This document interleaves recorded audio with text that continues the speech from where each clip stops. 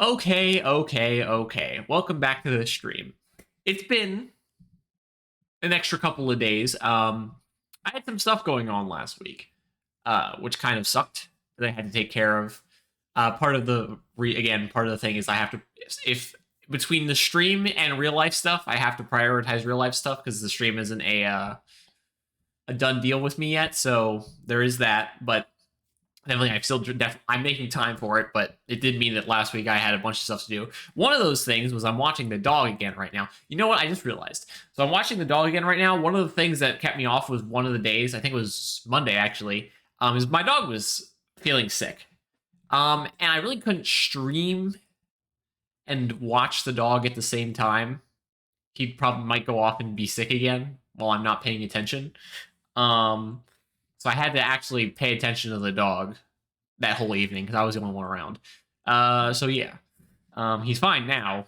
He's just under the weather for a day. But I need to go turn on my fan real quick because it's already hot in here and we haven't even done anything.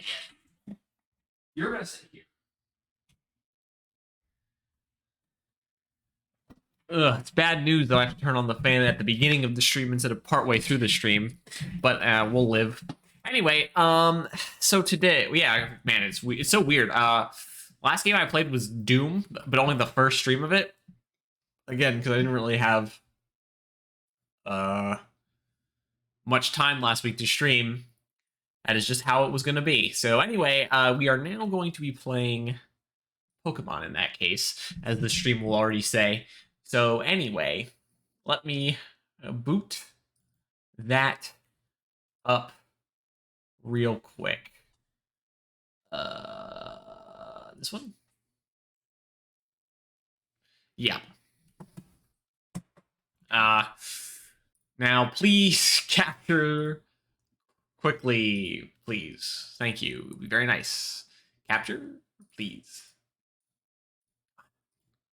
Please? Come on, OBS. I believe in you. You can do it. All right, there we go. It always just takes a second with the damn GBA for some reason. So, yeah, we're still finishing this route, huh? The long-ass route in between Vermilion and Fuchsia. These are all colors, right? Because Viridian... Well, a palette is a bunch of colors. Viridian is red, I think. I don't know what pewter is.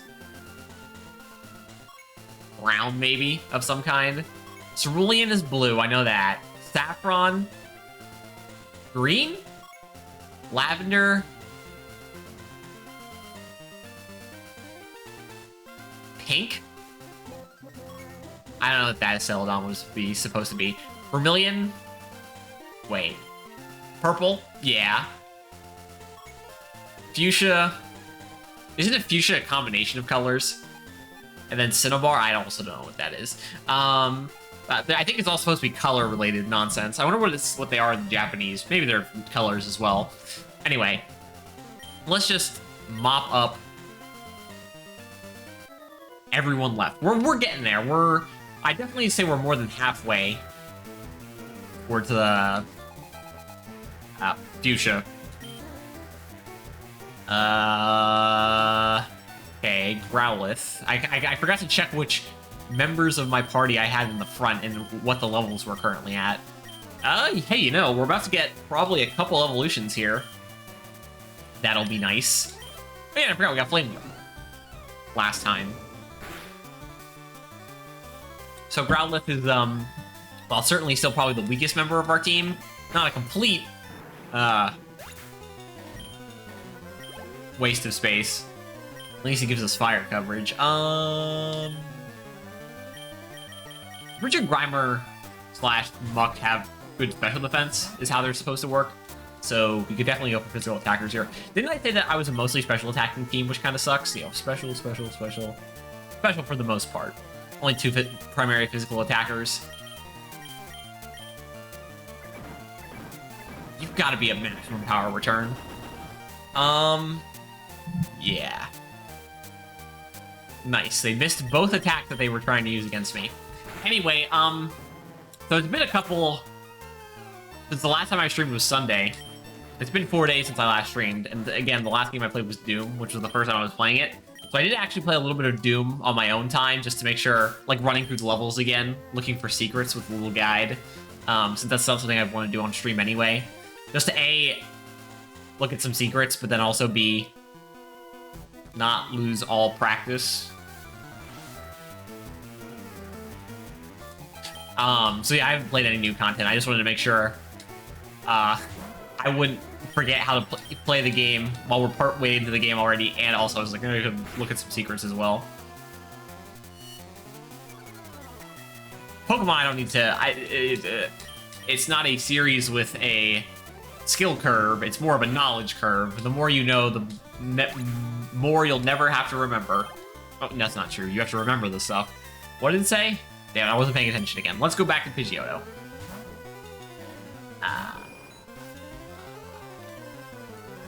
Another Grimer, okay. From what I remember, this doesn't one-shot. But why? Could you just one-shot for me, please? Maybe I should use Fly. No, wait, Return is more damage if I'm at max happiness. Which I don't know if there's a way to check that. I think there is, but I don't know if it's in this game. I'm pretty sure there's... It's with the footprint. I think in Diamond and Pearl, it's the footprint guy. In any of the other games, I don't know.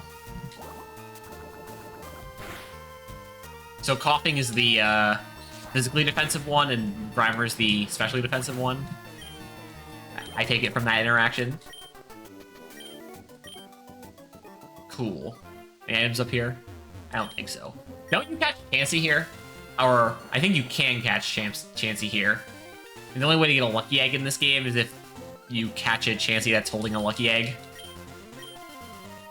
Okay, actually, you know, now that we're this far... did we battle these two? I hate double battles.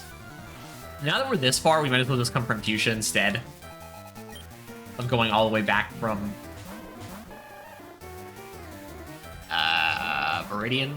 Vermilion, the one of those.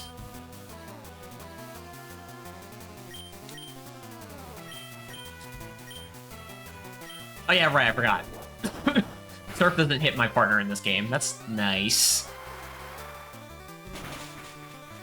So it does do split damage, but these are only stage 1 Pokemon. Or, it's considered stage 0, right? So, who cares? Don't use Water Gun, or Water Pulse, or whatever. That's good. We can both bite him. He bit me, I'll bite him back. ×2, even though, you know, we weren't able to hit with both our team members. Cool. Double battles. My favorite. Did I fight you? I don't remember, but let's switch our Growlithe around.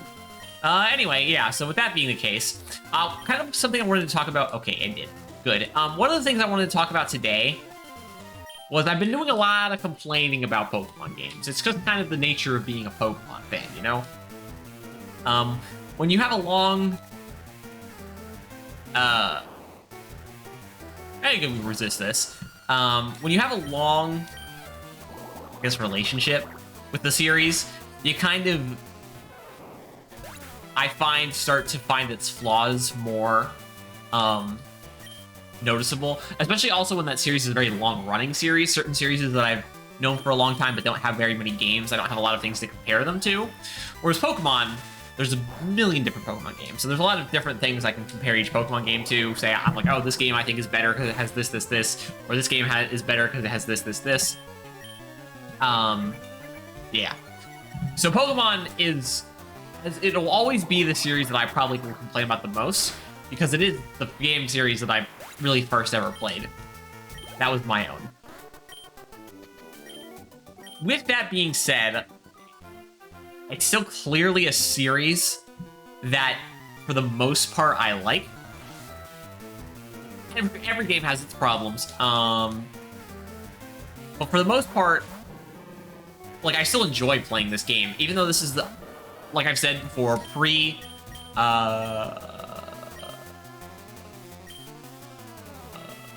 Acid hits 2 people. Sure, why not? Even though this is pre-Gen 4, I still like stuff about, that was a critical hit.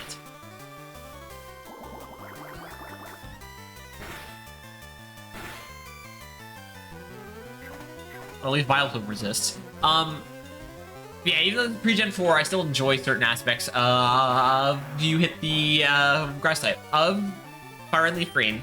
And I also did say this was the best version of Gen 1, so there's also that.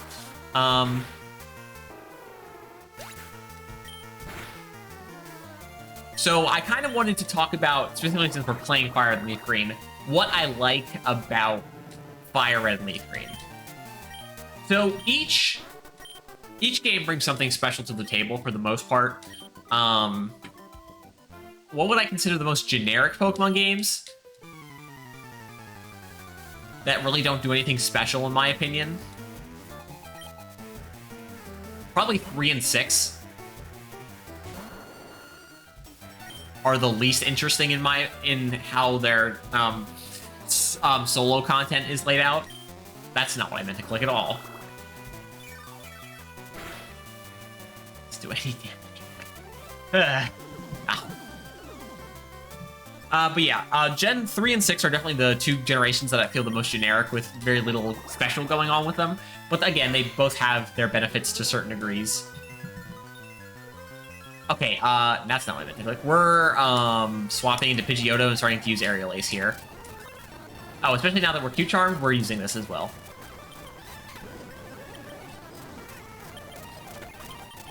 Yeah, I'm not wasting my time with that. But Gen 1, or realistically the most part, Gen 3 remake of Gen 1. What do I like about FireRed Leaf Green specifically? Well, first, so I've mentioned before that I think that Gen 1 competitive is funny. I'd like to talk about that for a minute, because Gen 1 competitive is by far the most unique competitive Pokemon generation, even though it has the least amount of Pokemon, which is just it's so weird.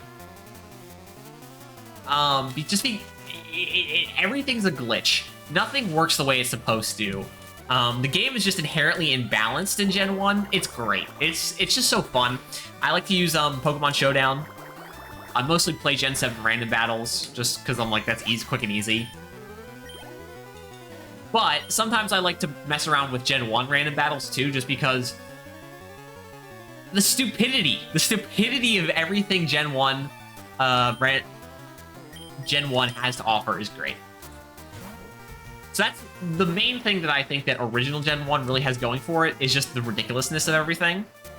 Besides that, I don't think Gen 1 original has much to offer besides that archaic, non-functioning, completely imbalanced system. If you want to mess around in it single player, go ahead, why not? Who's gonna stop you? But I know there's certain things like the AI cheat in the original Gen 1. If you use something like okay, let's say you're fighting a Pokemon that puts you to sleep, I'm pretty sure this is the way it works, and then you wake your Pokemon up, the AI will cheat. And because you woke up your Pokemon, that turn they'll use a putting to sleep move again. Oh, and right, an AI Pokemon have infinite PP, so you can't PP stall. So you need to be ready for cheating AI in that game. I don't know if the AI cheated all after that, but I know that PP stalling becomes something you can do to AI post Gen 1. And then real quick, let's go Pikachu and Eevee. Again, definitely games I have not played yet, but them being Gen 1 games that lacked the original catching system. I don't like the Pokemon Go catching system. I do think the Pokemon in the overworld is a cool concept. It also probably makes shiny hunting easier. Shiny hunting easier.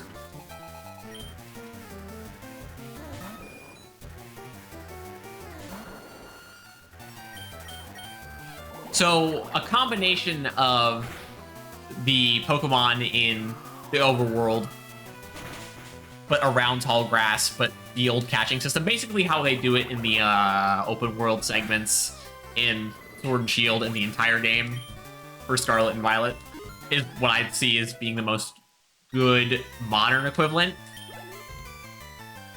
I will be honest, I do like the more straightforward, just random encounter walking into the grass method. But it also does make it easier, I can see, or I could see it making it easier to go through a cave or something if you could just run away from all the wild encounters. And besides that, I guess the bringing back falling Pokemon is cool. The fact that you can ride them too is nice, I guess. And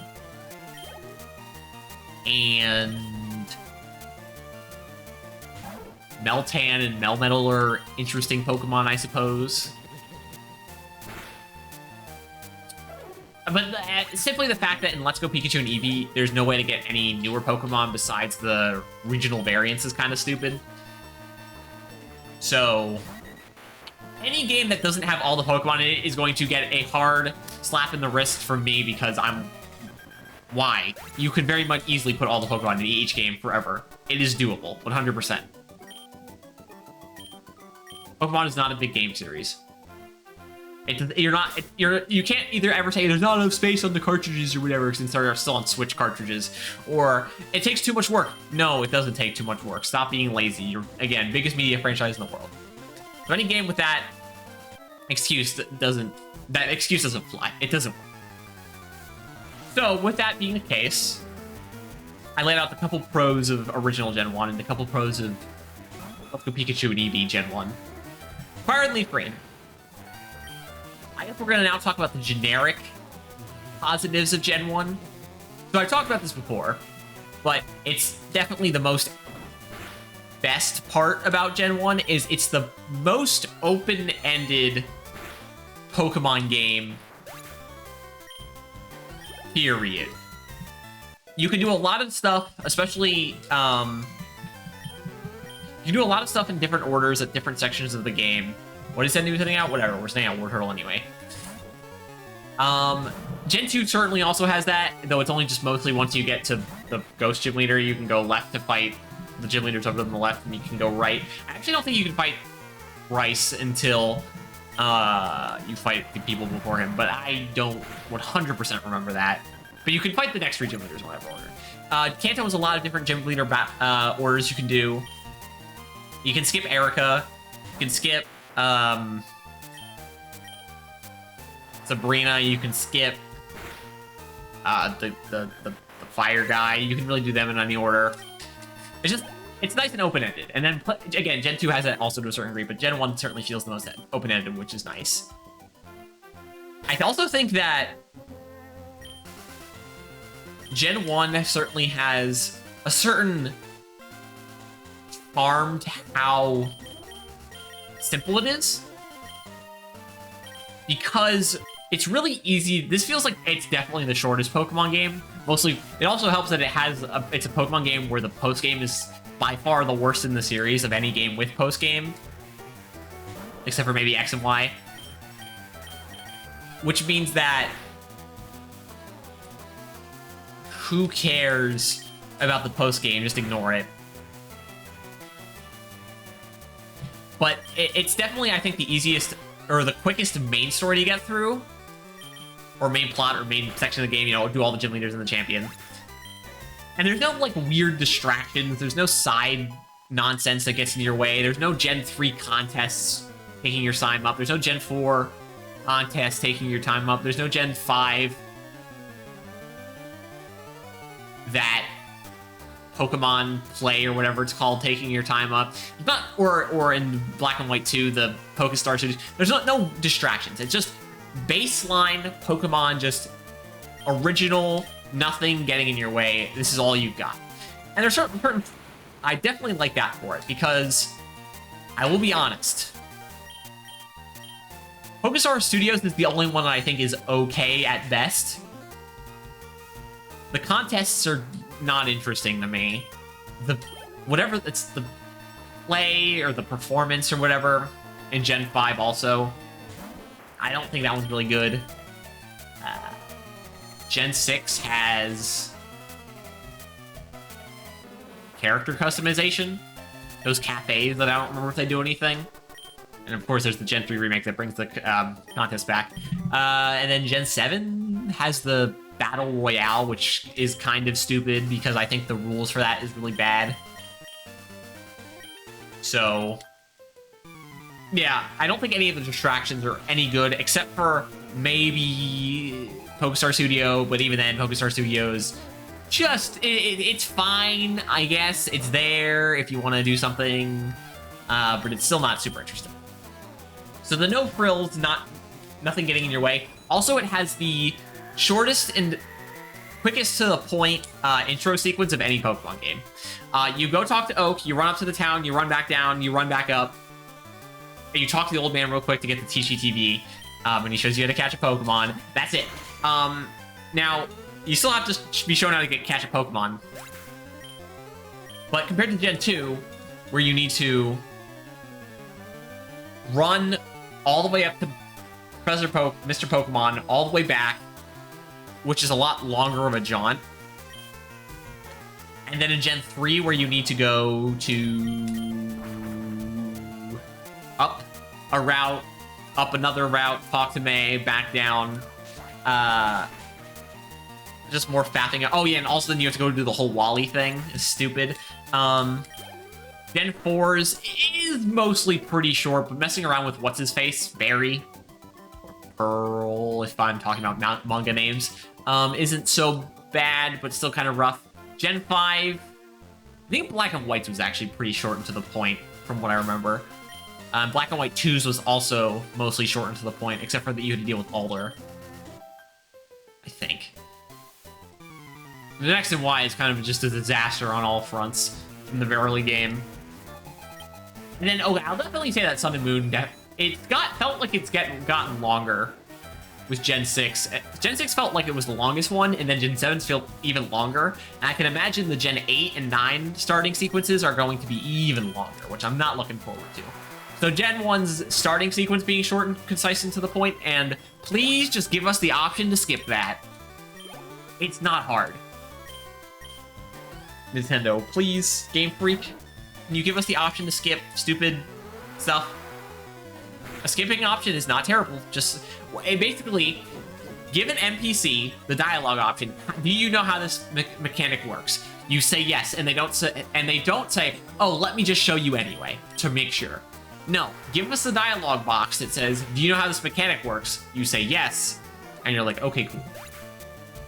We can get on with our business." So, not that hard. And then also, another benefit of Kanto, or FireRed Leaf Green again in this case, is you can get some really cool Pokemon really early for just weird, like, the ability to get Nidoking and Nidoqueen, even though it's not super great to evolve them right away. The ability to get Nidoking and Nidoqueen really early is fun. The ability to get, any bug that evolves really early is a pretty good time. And I do think that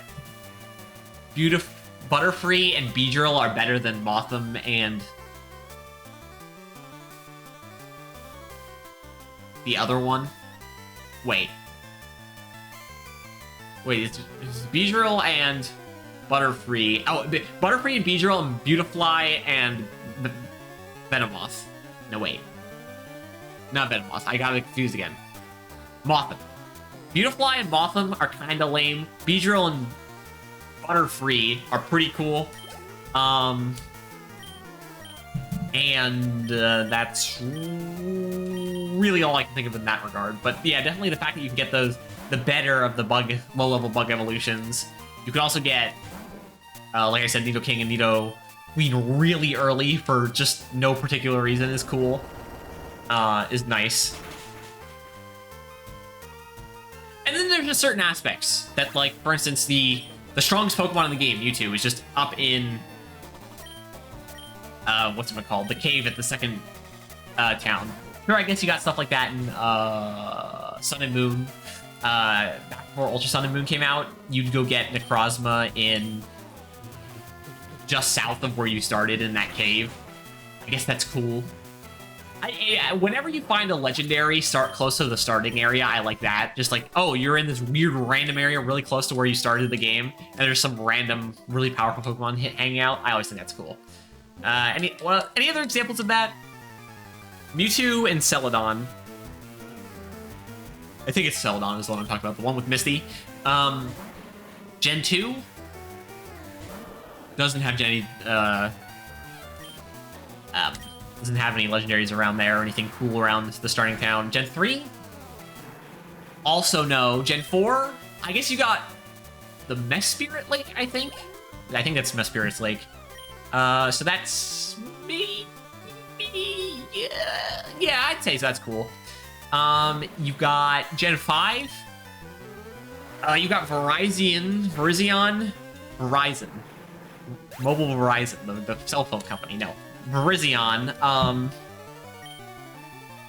in the forest after the normal gym leader city. What's her name? I think it starts with an L. Lana? No, wait. Isn't Lana the name of the water? Not Kahuna, the other thing from Gen 6 Trial Captain.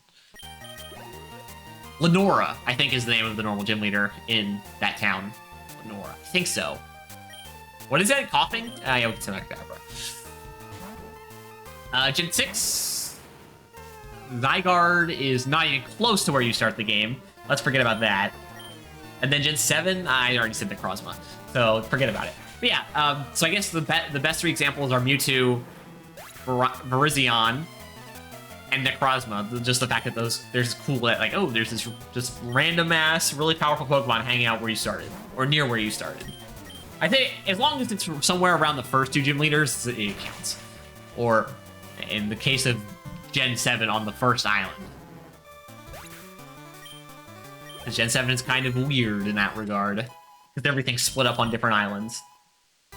Oh, hey, we got Psychic. All we have are Psychic-type moves on Kadabra. Our first Stage 3? Stage 2. Oh, yeah, it's basic, Stage 1, Stage 2. That's what they say on Pokemon cards, anyway. Even though I don't like Pokemon cards. They're not very interesting.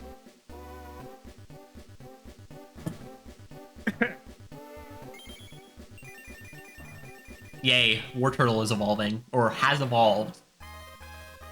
Now he's a Blastoise. Does he get Skull Bash? No. That's fine.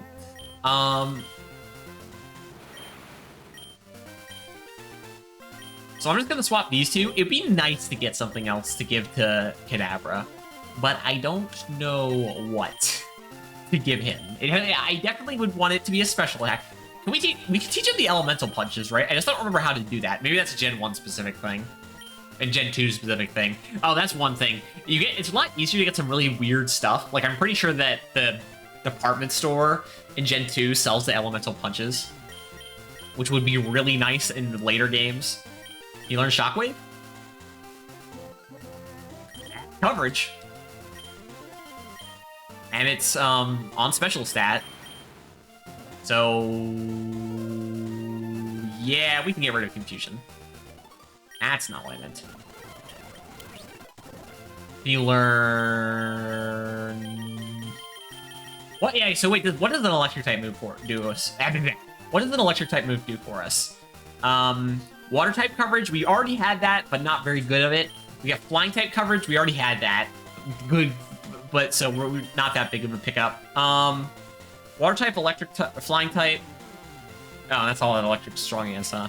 Well, water type coverage is good. Oh, okay, well, we're done. Jesus Christ, finally. This route, what is this? Route 14, 13, 14, 15 takes so long to do every time. Why did I not just fly back? Whatever. I'm committed to it now. So, we're going into the Poison Gym Leader next.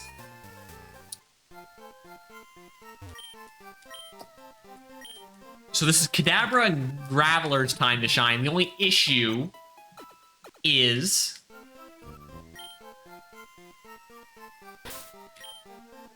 Graveler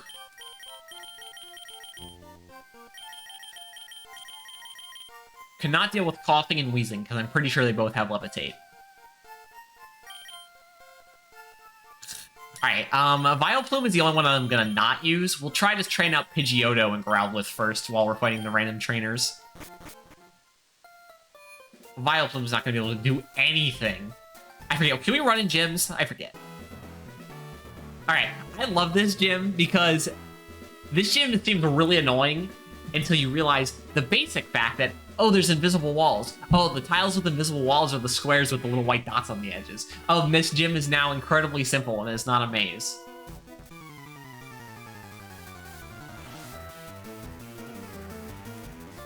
That's also the fact that in the electric gym, once you know that the button that you need to press is...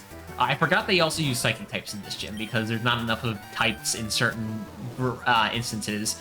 Like, there's only one ghost type line. There's one dragon type line. There's certain types that just don't have enough types of Pokemon in this game. Obviously, there's no steel types and dark types. But with the introduction of FireRed Green, there's one steel type line in this game, and that being Magnemite and Magneton.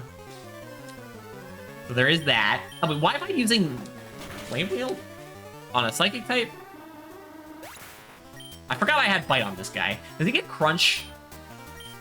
He Kadabra. What?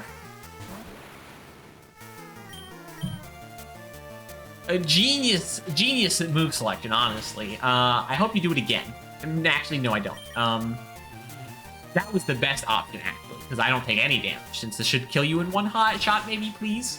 Thank you. Alright, good job, Growlithe. You did admirably for fighting someone who was a complete buffoon. Didn't know what he was doing. Hell, he's a Psychic-type trainer in the Poison-type gym.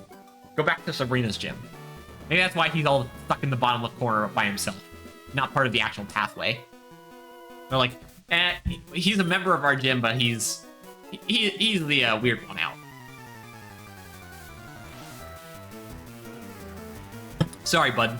I think the rest of your friends don't like you. God damn it, you use Psychic types as well? This guy's also level 38.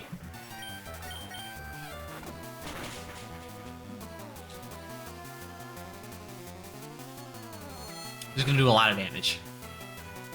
That almost killed me. Alright,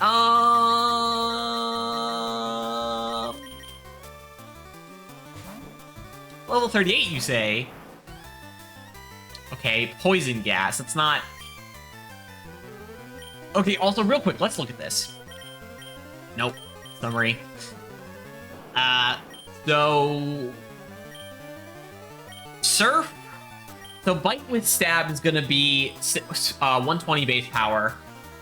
Or, not Bite with Stab. It's not... No, I don't get Stab. Bite with, Super Effective is gonna be 120 base power. Surf with Stab is 1.5. Oh, good. It had to be a 9. Had to have power with a 5 in it, huh? So plus 45 plus...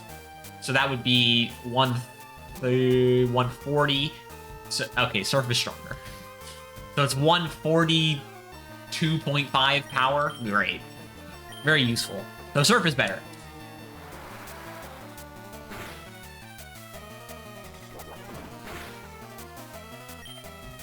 I think Flame Wheel is space 60 power, so Bite would be better with Growlithe as well. Yeah, don't use Psychic, the move that you get stabbed with. Be an idiot. Use your physical attack. Actually, I think Hypno's actually a better physical attacker than a special attacker, from what I remember. Which means if that's true, he also gets screwed over by the Reese physical special split. Why can't we run in gyms? It would be very nice. It'll be nice once we get to play Heart Soul Silver, even though I'm, again, not a big fan of Gen 2, but we get the Gen 4 niceties versus the Gen 3 holding me back stuff. But like I said, we've talked about things that I like about Gen 1. Hopefully, it's enough to satiate anyone's desire to decimate me for claiming that Gen 1 is not the best. I wonder if anyone's ironically a Gen 1er anymore. You don't hear the term used very much anymore because they're not a very prevailing force among the Pokemon community anymore, considering, well, there's a lot more fans that exist now who don't either have never played a Gen 1 game or just don't think Gen 1's all that great anyway. But they're always going to be the most notorious because they were the first and most vocal. I still don't see how anyone could, like...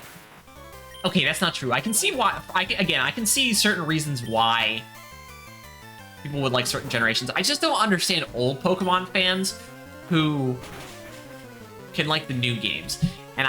But I can understand new Pokemon fans liking the new games, but for a bad reason.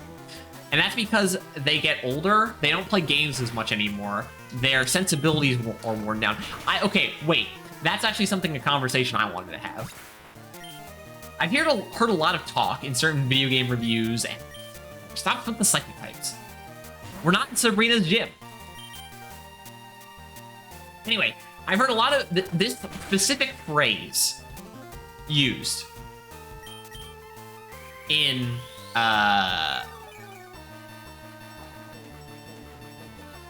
certain game reviews, especially in remakes and stuff over the last couple of years, and that games these days are updating themselves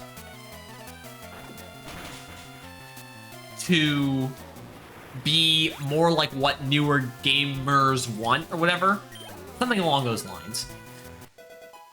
An example given was I saw something about the new Resident Evil 4 remake, and like I said, we're definitely going to be playing the original Resident Evil 1, 2, 3, and 4 because they're the original Resident Evil 4 games and the remake versions of the 4 Resident Evil games are very different games. Especially, it seems like 2 and 3 seem the most different, 1 and 4 seem the most similar from what's happened so far, and also the fact that Resident Evil 1 remake is way older than the rest of them. I guess we can send Vileplume out here, try to do some stuff with Vileplume while we can. Anyway, so I saw something about the Resident Evil 4 remake, and people talking about... Someone mentioned that, oh, it's harder to go back to play original Resident Evil 4 because you have to play tank controls, and that it's better now that it's not. And I'm like...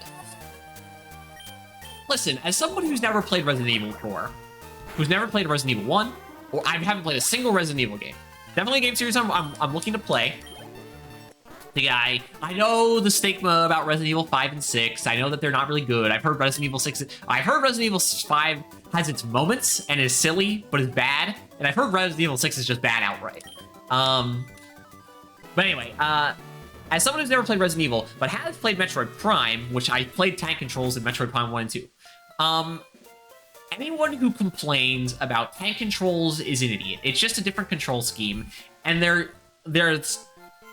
exist for 2 reasons. One, a limitation.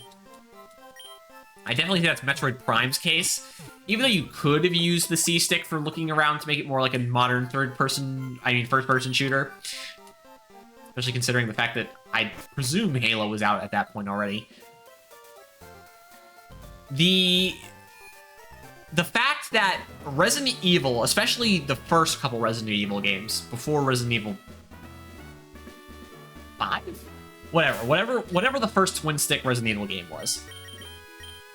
The whole point is that the Resident Evil games are horror games to varying degrees. I know that Resident Evil 4 starts to lean a lot more into the action aspect, but they're still horror games. And as they go further away from their horrorness and further towards the action-y aspect with 5 and 6, they become less and less claustrophobic. And one of the things I know about Resident Evil without ever playing any of them, the old ones I'm talking about, Intimidate on my 1 of 2 physical attackers. You hurt me. But yeah, one of the things I know about original Resident Evil games is that they're very claustrophobic, and you don't have a lot of control over your character, which is what amps up the tension in those games. And I can definitely say, as someone who's never played these games, I'm kind of saddened to think, I'm gonna probably have a better time playing the originals, because they have a lot more of an authentic feel, where the new games are going to feel a bit more generic, because they're going to be a little more... They're going to have... Basically, it's going to be the rough edges sanded off, And again, the rough edges make a game have a certain characteristic to them. Why are you using Sand Slash? But yeah, rough edges make a game have a certain characteristic that I like. I'm 100%, excuse me, I'm 100% the type of gamer who has come to appreciate a game that has rough edges. As long as they're not the kind of rough edge that completely makes the game worse or unplayable. An example, since we're in playing Pokemon anyway, the new Pokemon stuff is basically all the changes I've talked about not being interested in or not thinking are good in newer Pokemon games aren't rough edges, it's taking stuff out. I suppose the new Pokemon games have had rough edges since they're incredibly glitchy and people's save data has been getting deleted and all that nonsense. What the hell were you doing? Again, that's just making the game unplayable. But, I like old games because... Like, I like the old Doom because there is this certain archaic charm to it. Do I think, again, do I think Doom, and again, for my like of modern games, do I think Doom Eternal is still the best first-person shooter I've ever played? I have not been proven wrong in that regard yet. Yes, I do think Doom Eternal is the best first-person shooter I've ever played. And that game doesn't really have any rough edges. It's very polished, but it's mechanically deep, and it's also very focused on what it wants to be. Where the Resident Evil remakes seem to be less focused and more polished. And again, polished games aren't bad. They're good polished games. And I think the remakes of the Resident Evil games are probably still going to be great games when I get around to playing them. But the charm of the old game will always catch my eye more than a remake that gets rid of those rough edges. Which I suppose could be used as an argument in the favor of the original Gen 1 over FireRed and Leaf Green, since, again, we're playing Pokemon.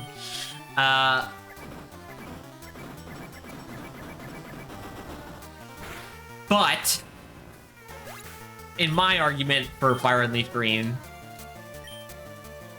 Arbok. Kadabra again, why not? In my argument against the original, or for FireRed and Leaf Green and against the original Red and Blue, is the fact that I think that the original Red and Blue, in comparison, is the game that has... It's all rough edges. There's no good... There's, like, nothing specifically enjoyable about the mechanics of that game comparative to the FireRed and Leaf Green. Also, you wouldn't see a Pokemon game with someone using a whip in any modern Pokemon game. Just a thought. You know, animal cruelty and all that.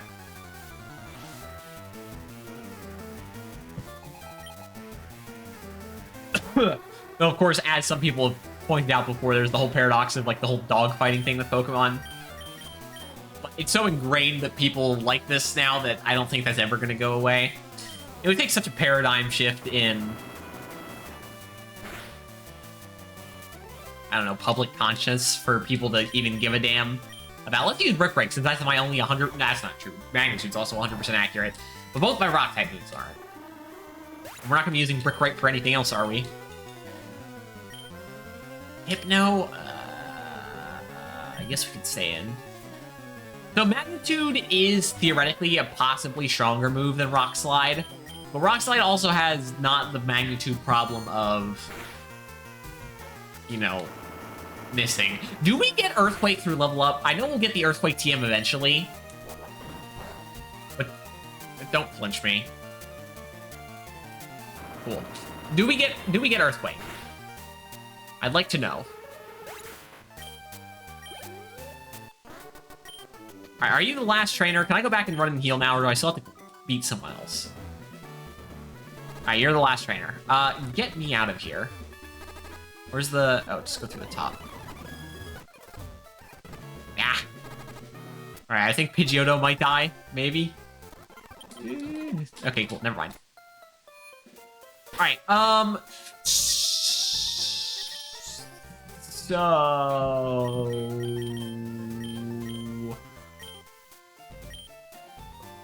Who does he lead with?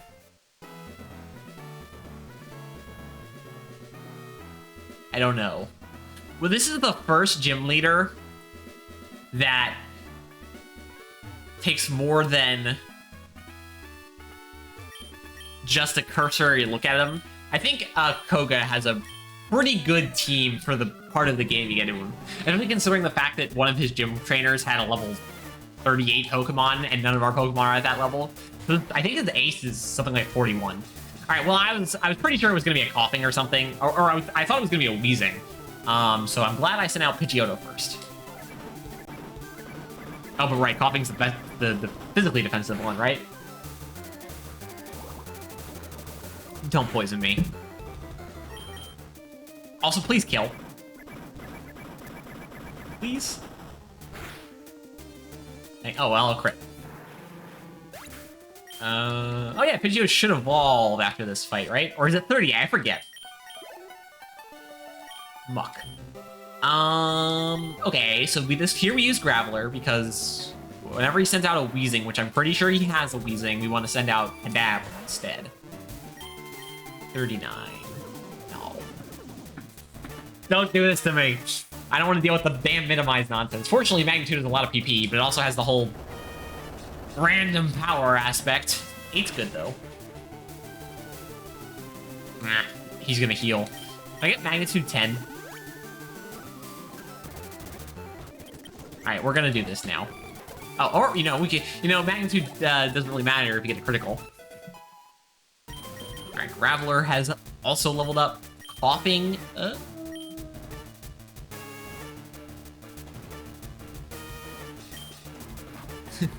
we could send out Vileplume and just hit each other back and forth with moves that don't do anything. Now, let's send out Growlithe, why not? It's just the coughing. Why did they give him any of the poison grass types? Oh, self-destruct, huh? Well, my defense was halved, so I don't know what else was gonna happen. Well, nope, Kadabra.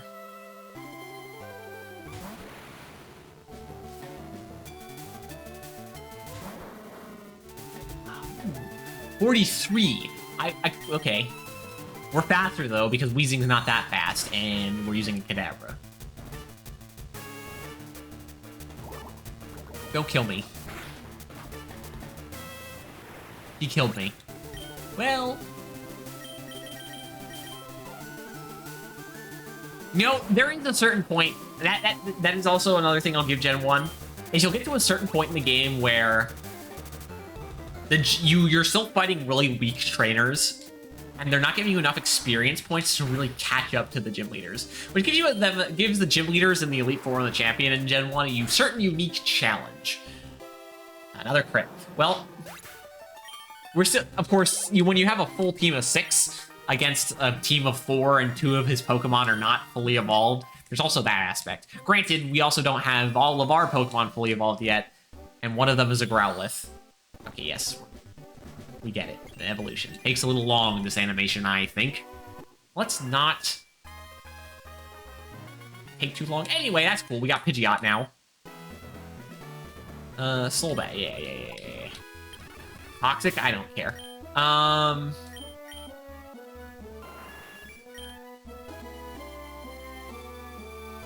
don't remember what his stats were, but I feel like they haven't really changed. The HP is the only thing that I can really notice. And now let me the hell out of here. I don't want to have to walk through this whole gym again. Oh no. Now we have to do surfing routes.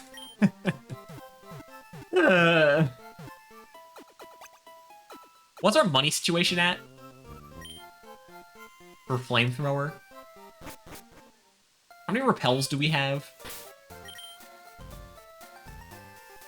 I know we have some. We have some repels and some super repels. Do we have any max repels? I saw max potion and max revive, and that got my hopes up, but no. Yeah, so actually, I think I would like.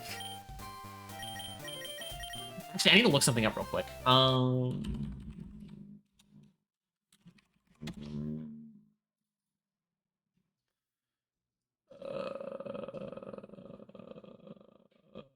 Okay. That's fine. Okay, I looked up the thing I wanted to. I think I wanna go from Pallet Town first, but oh wait, right, this is actually oh wait, no, our next thing is to go to here. Okay, well I wanna go to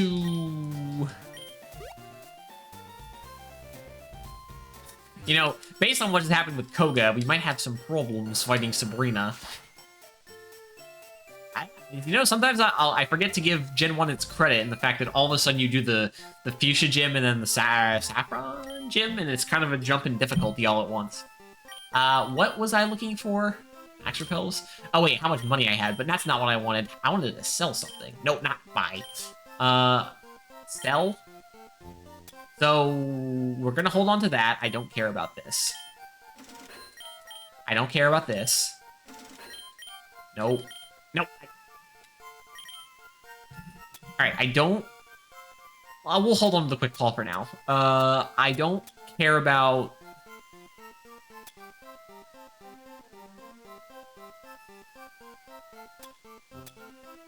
I don't care about this. I don't care about...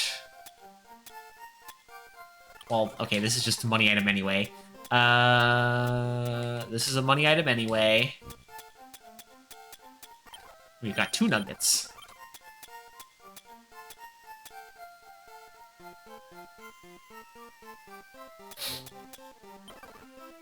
Okay, so let's go see how much it costs for Flamethrower again. If we get Flamethrower, I'm pretty sure... Let me double check again. Growlithe level up moveset. Pokemon... Growlithe. God, I hate Generation 4 and past... Or Generation 4 and backwards level up moveset. It wasn't until Gen 5 until the moveset started to get actually decent. The Growlithe... yeah, if we can get Flamethrower, we can just level him, evolve him now, and that would make this team better. Speaking of Growlithe, hey Aiden, come here. You want a pet? Except for my dog, because he's a terrier, he looks a lot more like herdier than Growlithe. Growlithe is... I don't know what kind of dog Growlithe is supposed to be.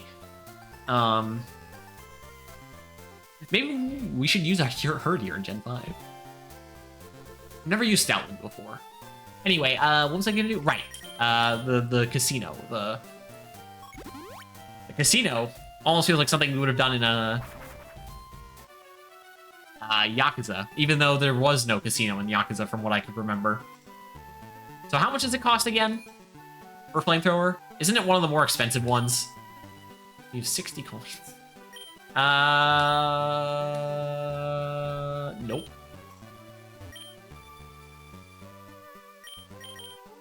Not Thunderbolt would be nice, though. I could probably teach that to Kadabra. Chat. Nope, I don't care. That's a physical attack. Which means... no one I could use could really use Ice Beam. Also would be nice to teach to Blastoise. Flamethrower. Oh, it's not the most... what's the most expensive one? 4,500? Oh, the least useful one, to be honest. So 4,000 coins. We have 60. Well, how much does it cost per coin again? I'm really bad at this gambling game. So 500 coins, we would have to do this 8 times. No, wait, we can do this actually very easily. Oh, wait, whoops. Oh, I accidentally didn't pay attention. Actually, wait, this was better anyway since we had 60, so if we bought 2 of these, we'd be able to go down to 10 coins versus... In fact, I think we could also get Ice Beam if we wanted a bit later. But right now I want Flamethrower. Good use of money. How's it going, Aiden? Are you sad that I'm the only one here, so you have to stay in my room? Yeah, he said that I'm the only one here, so he has to stay in my room. You'll pee on the floor, or you'll pee on the couch. You've done that in the past. He's a dog, all right. All right, Flamethrower. Yes. And down to 10 coins now. Bag. No? TM case. What was it? 30-something? Yeah. What? Graveler? Yeah, get rid of, Leer, I guess. Let's really quickly swap these two around. Voila. There we go. Now we can evolve Growlithe. The only things that I saw that he gets else leveling up is Agility and Helping Hand. Oh boy, Agility and Helping Hand. So useful. Especially Helping Hand. Yeah, let's evolve another guy. Where's my Firestone? Oh, I should sell my Moonstone as well, huh?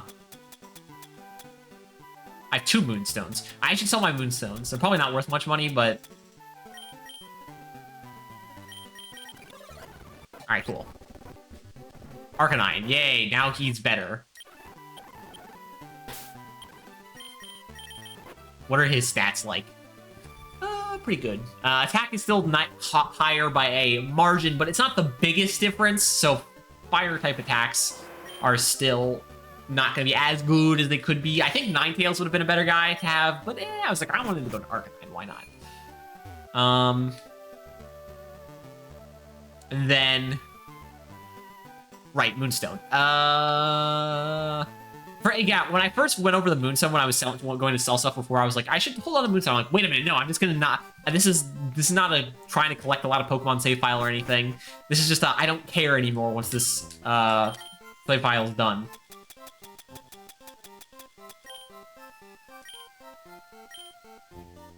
Never mind, they won't buy it anyway. So the point is moot. In that case, so the thing is I'm kind of actually, now that I'm thinking about it, quite nervous of doing Sabrina right now. I guess we're right here, so we can go enter the city at the very least. Wait, we're not actually allowed to fight Sabrina yet, are we? We gotta do the whole Rocket thing, right? I might be thinking, yeah, we might have to do the whole Team Rocket thing first. Yeah, I think the gym is even blocked off.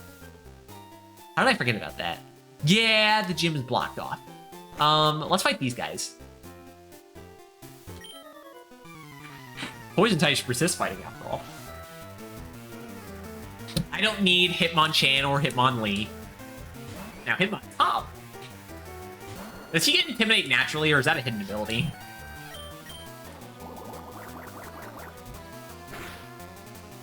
It's so weird that I've started just defaulting just because it's the only move that is kind of consistent, but also has decent PP, so I can use it a number of times. I'm gonna use Giga Drain, though, to get my HP back, though.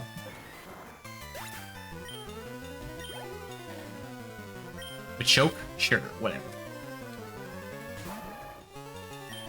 Acid? Gonna do less.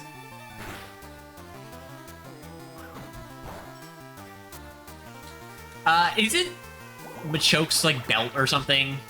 The way it works is the belt is blocking his power or something, and he has to take it off to evolve. I don't know how that works, considering he's a trait evolution.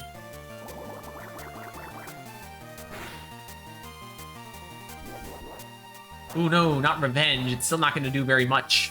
It did enough. Let's use Absorb. Man, the only reason I have Absorb still is so because Giga Drain only is for yes. Actually, now that I think about it, let's give the PP up to Giga Drain. There is, I don't think any other, because what?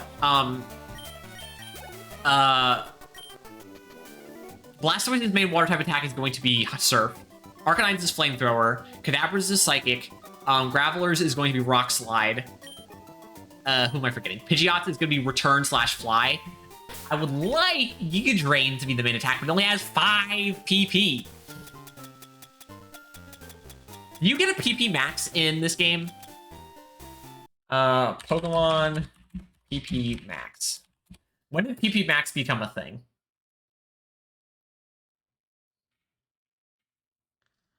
Oh,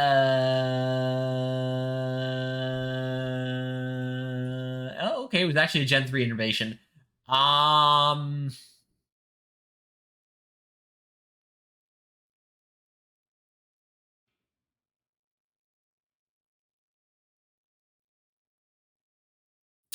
You do. We will actually get a PP Max. That is surprising to me. So let's hold on to that PP up. Fight me. So yeah, we'll save the PP Max for Giga Drain. Because the Giga Drain is the only one that I want to go to max anyway. Anything else, maybe we can bump up something. I don't know. Ice Beam if we get that. Or...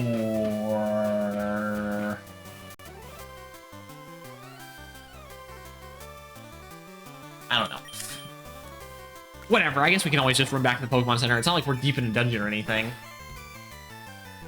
Doesn't even kill. This is the main... Does a Cross Chop only have 50 accuracy? Doesn't Fury Swipes have 90 accuracy? Well, this Mankey is just the unluckiest idiot in the world.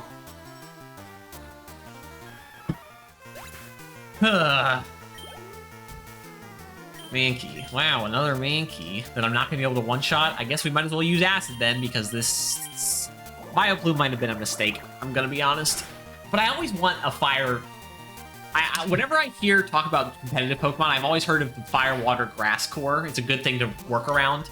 I've always kind of had that same mindset in Pokemon games. I always like to have a Fire, Water, and Grass type on the team. Mostly because you can always teach a Grass type cut for the most part, and you can always teach a Water type whatever's in that game. Surf in every game. Waterfall in most games. Actually, I think it's Waterfall in every game except for this one. And Whirlpool and Dive where applicable.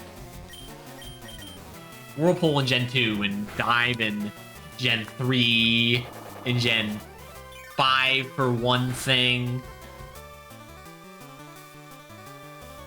Dive... Yeah, I hate Whirlpool and Dive. They're both the worst HM moves, period. Cut sucks, and Rock Smash sucks, and Flash suck, but they're nothing compared to Whirlpool and Dive. They're just so bad.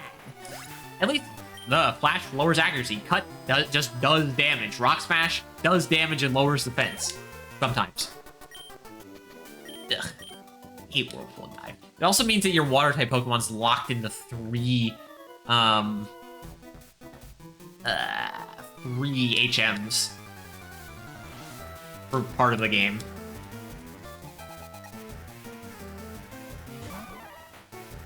$36? That's the level of my Vileplume. Seismic Toss? That's annoying.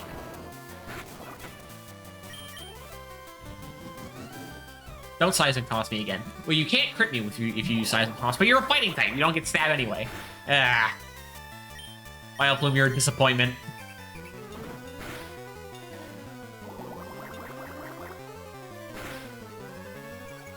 You know, Focus Energy is one of those moves. I was thinking about it there for a second. Focus Energy is one of those moves that is so weird.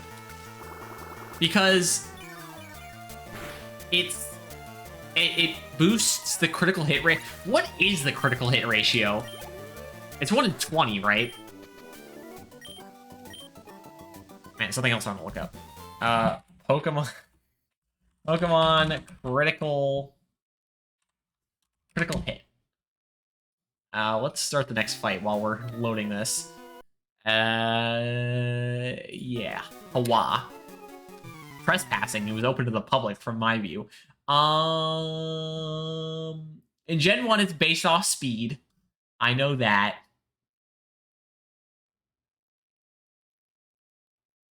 Oh, they also nerfed it in Gen 6? I did not know that. What are the chances? Oh, it's actually different. In Gen 2, it's a 6.64%. In Gen 3 through 5, it's 6.25. In Gen 6, it's... what?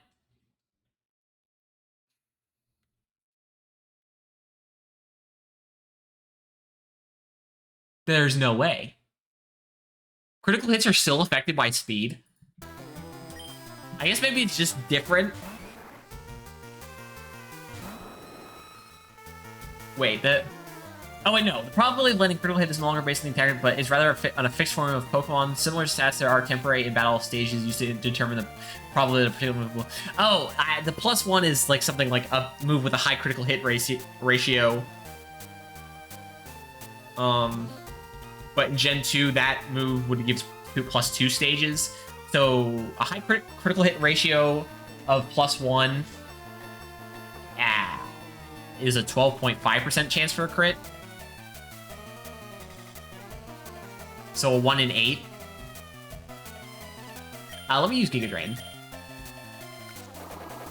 And then a 1 in 4 if it's a +2 somehow, and a 1 in 3 if it's at +3 prior to Gen 6, and always 100% and above +3. What the hell is a +3 critical hit? Dire hit. Oh, okay. That's the only instance. Amazing.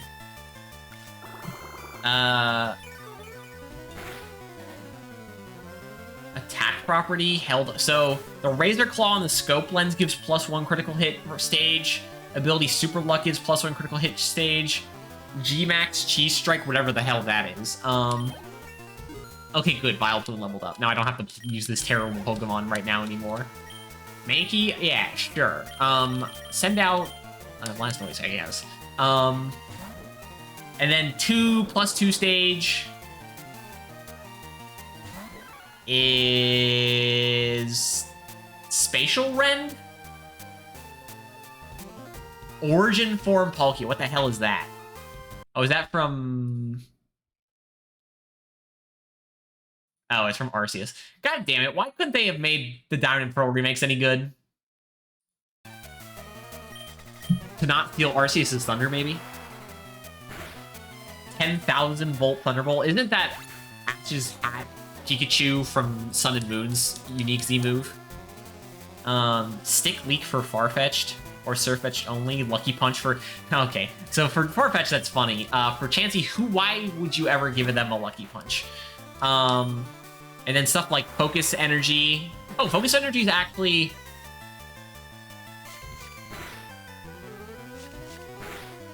Wait, Dire hit 2 and 3. What the hell is the Wonder Launcher? It sounds familiar, but what is it? Gen 5.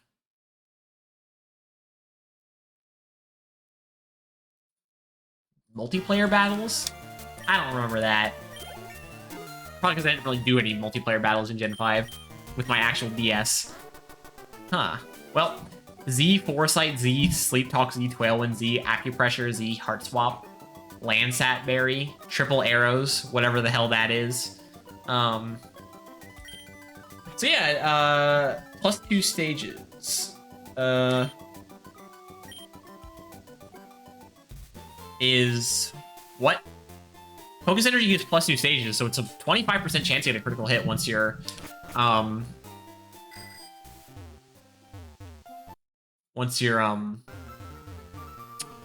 using Focus Energy, which is, I suppose, isn't realistically bad, but I don't think it's worth the move slot, and it's only a 1 in 25. Though I suppose there are other Pokemon things that are 1 in 25, like Paralysis Chance, even though it happens to me every turn. Confusion's, I think, a 1 in 50. And this is why I don't use random chance cards in Yu-Gi-Oh! Oh, flip a coin and you have a chance to do something. Nah, I don't think so. I'd like to be winning my games based on the concrete fact that I know what my cards do, thanks. That's also probably another reason why I don't like the Pokemon TCGs. There's a lot of coin flipping in that game. Damn it, I didn't switch out of Vileplume.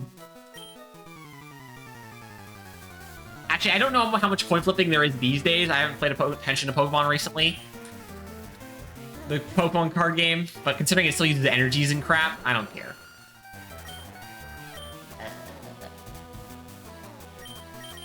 You know, let's just swap. I don't have the desire to stick with Vileplume.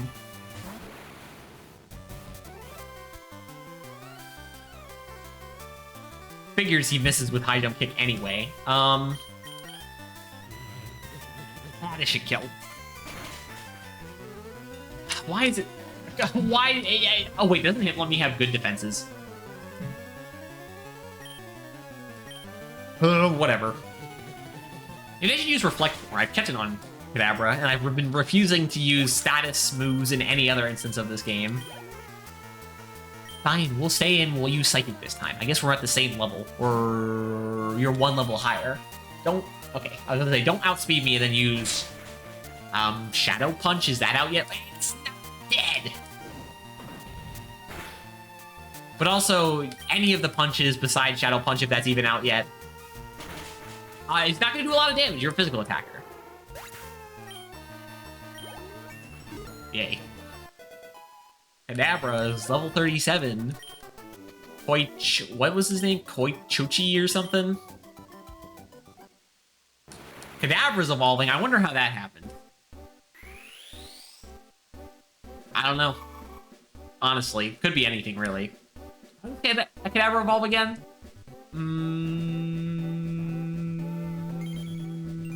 I forget. Anyway, we have an Alexander now. That's cool. Never used now. Like I said, I've never used any of these team members before, except for Blastoise. So that's cool. And Pidgeot, like I said. I don't care about either of those Pokemon. Now, if anyone's gonna have... God, my back is so... Why does the room have to be getting hotter now? Please, I turned the fan on. Right, I forgot that he's a jolly nature, so his special attack is going down. Ugh. His special attack would be above 100. Ugh. Whatever. Oh, Blastoise is actually already 37 as well. Okay, well, it's actually...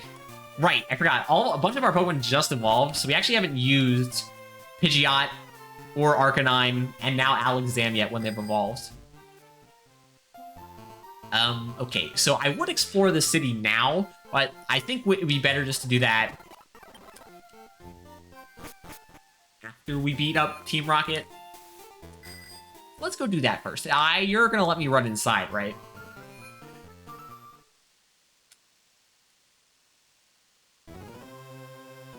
Okay, good. I'm not gonna take the elevator. I don't need to. It's not required. I can find my way throughout this building on my own. How long is Silph Co gonna take us? This is a pretty big dungeon. Also, it's teleporters. I hate teleporters. They make me frustrated. Team Rocket or Galactic Hideout, anyone? I actually forget what's worse, this one or Team Galactic's.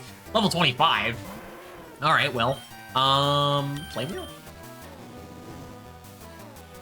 I presume Flame Wheel is gonna still be better than Strength in most. Come on. I guess we should try Strength out, since again, we have a higher attack stat. Zubat. Well, Flame Wheel should kill this one. I'll wait. Can I have another Golbat, please? I don't know if the EVs or whatever, IVs, nature comes into play. Wait, actually, that's a good question. Do AI have randomly generated EVs, IVs, and natures? Or are they all the same? Because one of the things that I mentioned about the Gen 5 Challenger mode is that they have better EVs and IVs, I think. Can I have another Golbat? Please. I'm asking nicely. I just want to try Strength out. I want to see if it's better. Please, come on, come on, come on. Please, please, please, please. I'm asking very nicely. No.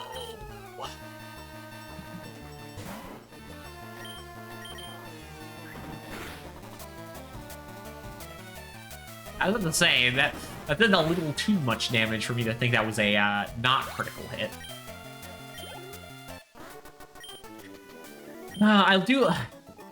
I do kind of hate the Silph Co because it's all a bunch of really low-level grunts who give you no experience. These fights are worth nothing. But you gotta do all of them, because they're not worth nothing. They're worth very little. But you need to do all of them for them to matter at all. Okay, actually a Fire-type move would be better here, since I'm pretty sure Cubone has decent, physical defense.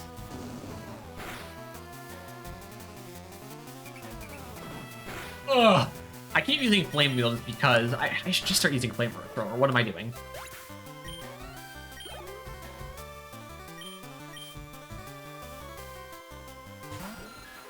It's a good... Wow. I was gonna say, good chance to test out Strength, but I'm like, wait, this guy's 4 levels higher. Alright, Flame Wheel still kills a level 29 Zubat. That's good, but then again, Zubat's pretty frail, so what were we expecting out of that? Give me more money. Where do I get the amulet coin in this game?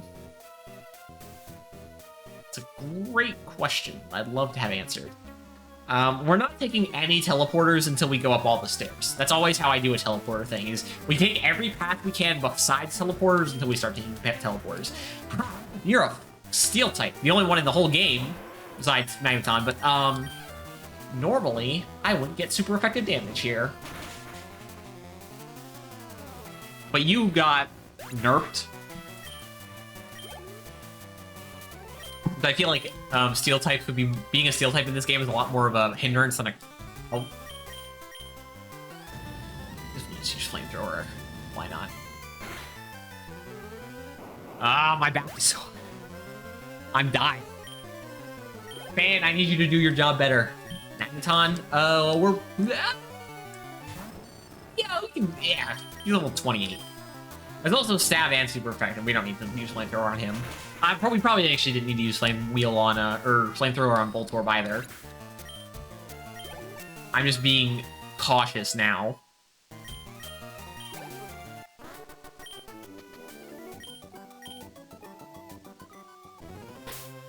Okay. Alright. Pidgeot's first time to shine. No items, huh? That's,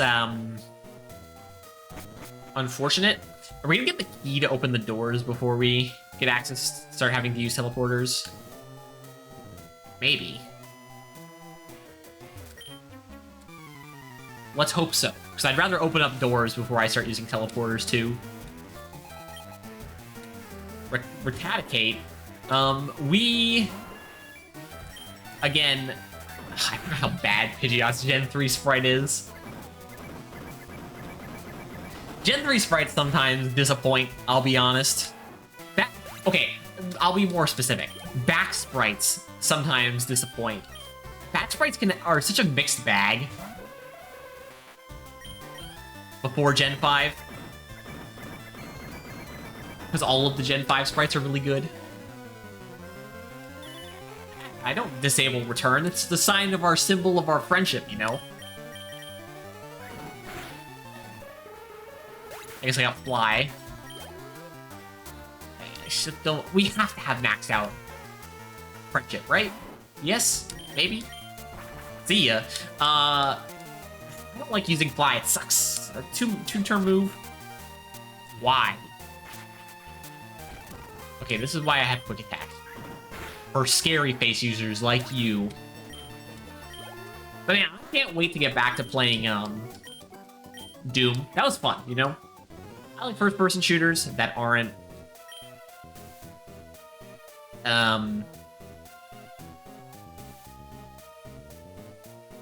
terrible multiplayer first-person shooters. Again, Halo's good. Certain older Call of Duty games are good. I've heard that certain older Battlefield games are good, but I've never had the chance to play those. And then...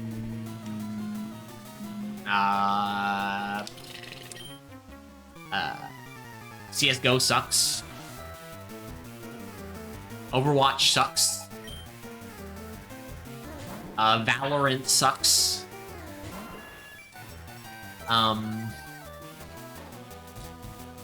What else? What else sucks? And first-person shooter. And basically, if a game has a decent single-player campaign and it's a shooter, I think I can forgive it. And in the old Call of Duty cases, I think Zombies holds up some of them.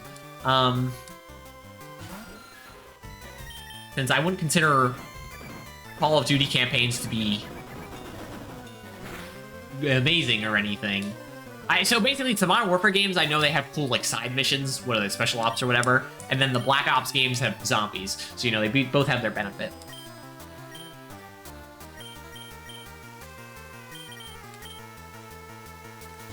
And I should give Battlefield a try. Didn't Battlefield games used to have campaigns, too? Do they still have campaigns? I don't know. I know they stopped taking out Call of Duty. What, Black Ops 4 was the first one to do that? Why? Why would you do that? I know it's not the most exciting thing, but still. But yeah, Doom it's nice going back and playing games like Doom. since the main shooters so far I've been playing are, like, for instance, Halo campaigns, Doom 2016 and Eternal, and some others that I probably wouldn't classify as shooters, but including mechanics. So I know there's there's a couple modern ones that I really want to play, like Dusk. I've heard Dusk is pretty good. There's obviously older ones I want to play, like Blood and Duke Nukem, and the other one, the Japanese one, or it's the Chinese one, the Asian one. I don't remember specifics. I know there's just another one. Like there's 3 games. It's the Duke Nukem, Blood, and there's that other one that like they all share, like they're on the same software or engine or something. I don't know. I want to play those. I said Dusk already. There's that. What's it called? It was that one that was really psychedelic that came out a year or 2 back. That was more life sim, but also it's a lot of first-person shooter elements. Like Cleanup Crew or something. I forget. That one seemed pretty cool. What else? What other good first-person shooters I want to play? Or at least good from what I understand about them.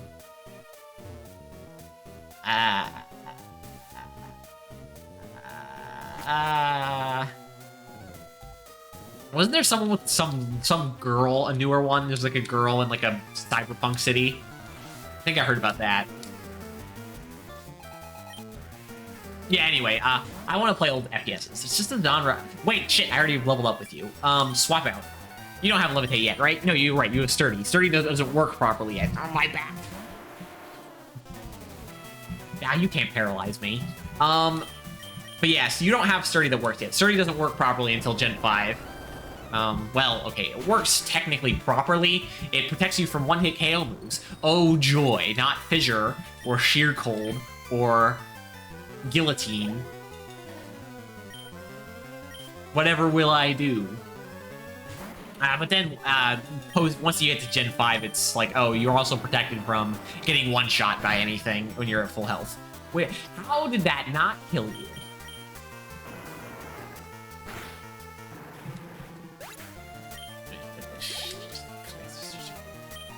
Wheezing.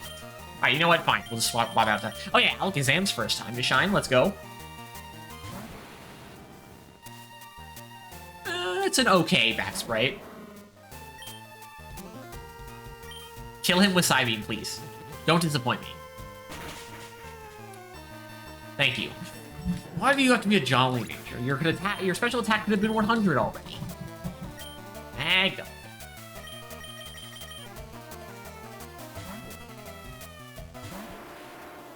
Man, I mentioned RPGs, JRPGs in specific or particular. You know, Western RPGs are in certain regards are gonna suck too, but it's gonna take so long to play. Yakuza was already a good example of taking a game taking a million years to play. Which again, I don't mind. It's just I don't want to get stuck on one game too long on stream without the ability to play lots and lots and lots of hours all at once by making it a job that I can. Man, if I could ever get to the point in my life where I'm able to stream like 6 hours a day, that'd be awesome. Because then I'd really actually be able to finally... you're going to use Intimidate on me. Then I'd actually be able to start going faster, further into the more niche games that I want to play. Now I gotta run back to the Poke. Alright, you know what? Screw you. You don't deserve my consideration. No, I'm not teaching you that. Oh, Grappler's evolving. I wonder how that's happening. Oh, is this our last evolution? Everyone's gonna be fully evolved now? That'd be cool. Ugh. I could heal Graveler with an antidote. Why would I? No, I don't want to learn Rock Blast.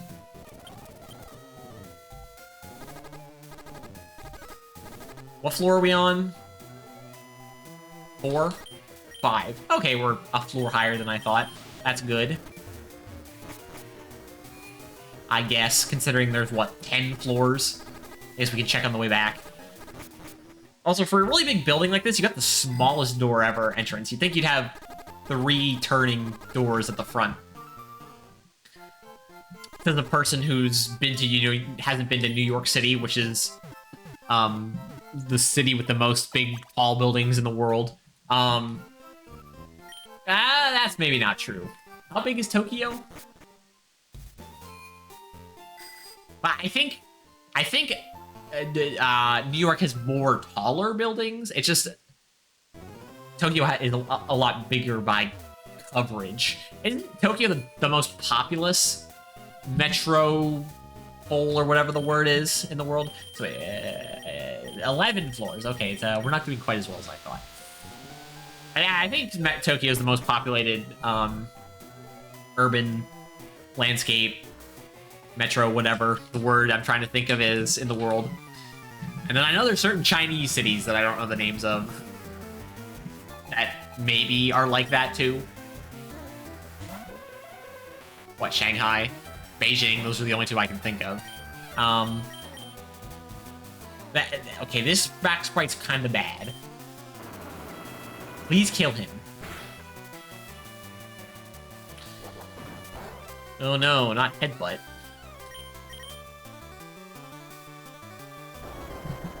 Everything at this point is just not barely doing the job. If it was super effective, I think it would have. Well, we don't have any stab dark types, or bug types, or ghost types. So again, stab ghost type wouldn't really do anything. Oh, wait, what? What are you? A scientist? A juggler. Why the hell is a juggler working with Team Rocket? You'll go down easily. Never mind. I've changed my mind. Unless I get magnitude 10, you may go down. Maybe. Please? Thank you. Alright, please send out someone that I can attack with a special attacker because you put Reflect up.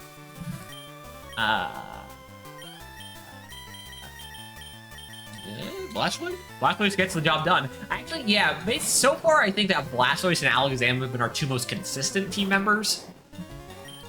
Everyone else has had their problems, but Blastoise, I just sent Blastoise in, he's all good. Granted, I don't think I've... Okay, I was just saying that Blastoise hadn't really had the opportunity to go in against any grass types, and then you pull out Magical Leaf on me. Are you reading my mind? He is Psychic type, it would fit. But I don't think that's Mr. Mime's forte. But it fits. There's an item down there. Okay, you know what? We're gonna use a teleporter real quick. Don't tell anyone I'm cheating. A little bit, just a little bit, just to go like this, and to go like this. You can go over here and get this item. What is this? And that's why I did it. Alright, let me back here. Now we gotta go back to the 2nd floor. Oh, goody. Because weren't there doors in here that I could open? Maybe? Yeah.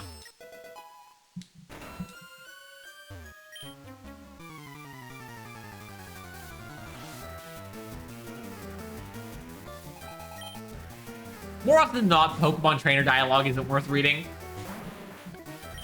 There are some famous examples of that not being the case. But sometimes I'll be looking, I'll read an Pokemon trainer's dialogue before battle starts, and I'm like, but why did I do that? It should be rolling off my back, not speaking of my back. It's getting hotter. It's no longer, well, it's 2 more days until April. We're getting out of the winter into spring. Spring is already too hot. I don't like the hot. The hot is bad. I'm a cold guy.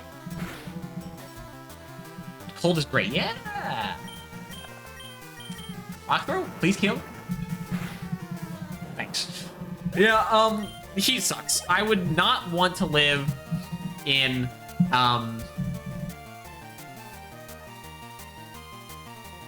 anywhere in Africa, anywhere in Southern Asia, most places in Australia,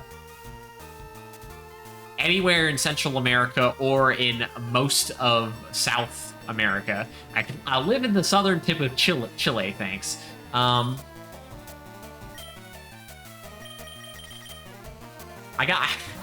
Realistically, I gotta move as far north as possible where there still is civilization in, like, Alaska or Canada or Norway or Sweden or Finland, Iceland. Basically, those are the best options for me. Maybe someday. So I've never watched him before, but isn't, what's his name? PewDiePie, right? I've never watched him before, but isn't he Swedish? And then he moved to the United States? I don't know, did he? Maybe he did. I don't know. But if he did, he's insane. I'd rather live in Sweden to be colder. Well, okay, there's certain things I like about the United States, to be honest. You wouldn't get in Sweden, but...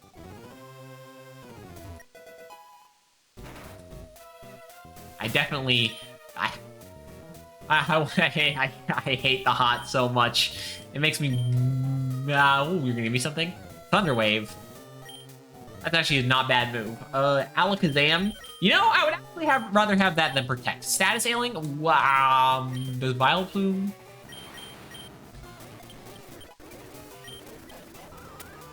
You still have Stun Spore? No, okay, well, I'm glad I taught it to him then. I kind of forgot. Right, cut, absorb, Giga Drain, Acid. I should have remembered. All right, let's go look for the doors that we could have possibly opened. Is it just this one? Yes. Anything? I guess that's something. Are you a trader? Are all the scientists in this place members of Silphco who have turned coat? Turned coat sounds pretty stupid on the react. I know they're called turncoats, but I don't think you can turn coat. That might be something. I don't know. I've just never heard it used. Let me look that up. Turned coat.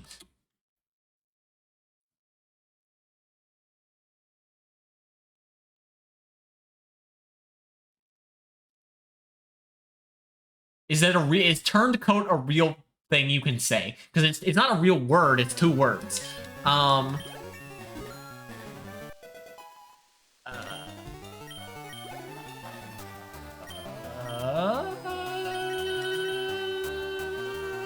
Turned coat. A turned coat. Because it's turncoat, typically. So yeah, someone is a turncoat. But you can't turned coat, can you? Can you? Can you verb turned coat? Is the question. I meant to click Psychic. Maybe he'll die anyway. He did. Fantastic.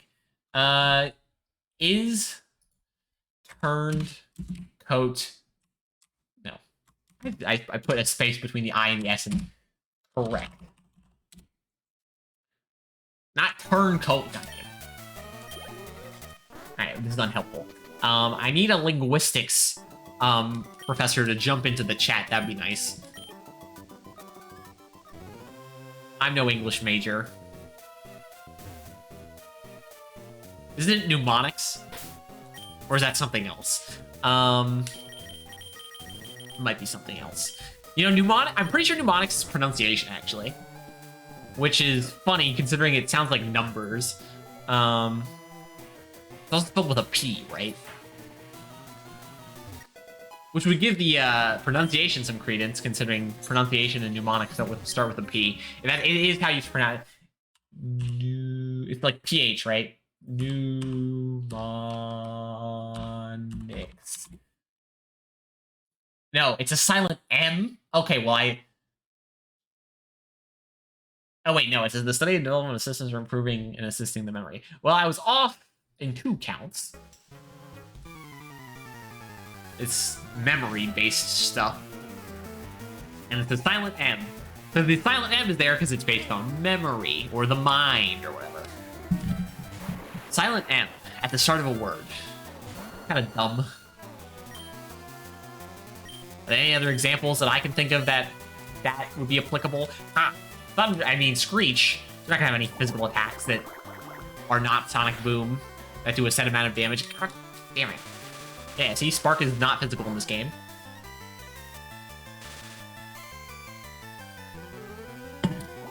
Why? Why must you... Alright, let's... As soon as I get paralyzed, I always... It's not worth my trouble. I will use a paralyze heal. Yes, Aiden, what is it? He's, being a bit energetic right here. Hey, you wanna come here? You wanna come here? You wanna be on camera? Come here. No. Come on. Hey, dog. Yeah, come here. Come here. We're gonna be on camera today, whether you like it or not. Look. It's the dog. Let me screw that this way a little bit. Look at the dog. It's the Herdier from Pokemon Gen 5. We're gonna use a Herdier in our black and white playthrough. Does that sound like a good idea? I've never used a Stoutland before. Again, Stoutland, I don't know what the hell a Stoutland's supposed to look like, but he looks like a Herdier. But I think that the Herdier is supposed to look more like a Yorkshire Terrier, but the Irish Terrier and the Yorkshire Terrier are pretty closely related. Yes, you want to sniff my breath? You like to sniff my breath, right? Alright, you can get that now. Oh, hey, Blaze. Now that you're here, I'll mention this again. Yes, Aiden wants continuous attention. But I'll mention this again. Last week was a bit, wait, no, I need to heal my guy's paralysis. I had stuff to do. I was gone 3 of the days, unfortunately, but we should be here all days this week, I think. There's nothing coming up that I can think of. I will be gone, not streaming next Sunday, but that's because it's Easter, and my family all wants to get together for dinner and stuff, so I'm like, alright, yeah, sure, fine, it's Easter Sunday, fair enough. I can understand not streaming on that Sunday. Makes sense. This week, though, no interruptions. No dogs getting sick, right, Aiden? You're not gonna get sick this time? Today? Or, not today. Today's already mostly over. I mean... next week. Any of the days this week. Or next week, too. That'd be good, too. Don't ever get sick. Focus Punch. That's... not useful. That's money, so I guess that's 2 Ice Beam. Are you another traitor? No. First non-traitor scientist I think we've run into. That's pretty good. You're streaming all week? Well, streaming the 5 days a week I typically do. We haven't been up here yet, right? Yes. When I say all week, I mean my 5 typical day streaming day weeks. I don't stream 7 days a week. That's, not possible. I can't stream on Wednesdays. I could stream on Tuesdays, but Tuesday is the only day where I don't have anything going on in the evening besides streaming or the thing I do on Wednesday, so I kind of just use Tuesday as my evening off. Can you please kill with Giga Drain? Please? Come on, please, come on, please, come on, please. Thank you. Only base 60 power, which is the worst part. Yes, Machoke. I will acid you. You will get acid. Can you get a defense drop? You know, critical hit's also not bad. Not bad at all.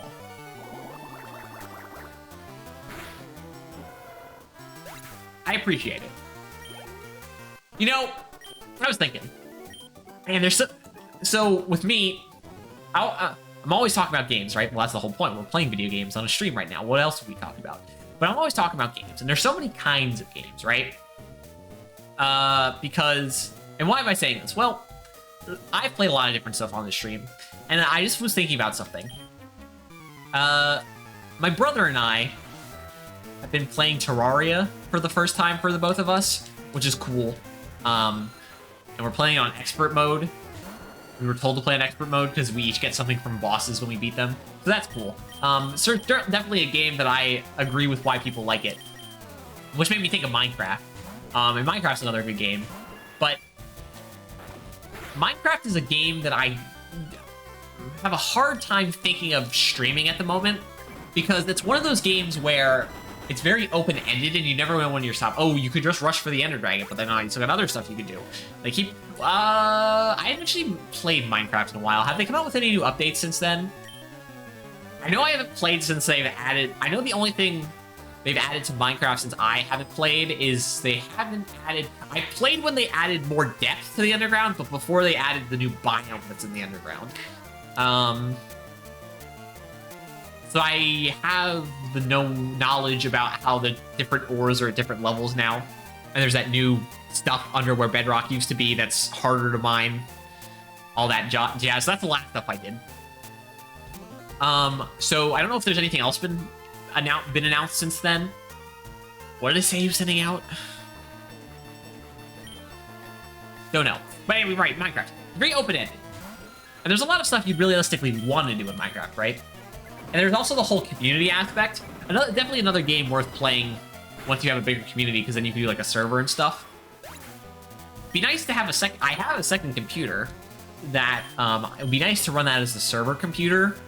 But that's not really viable for me at the moment.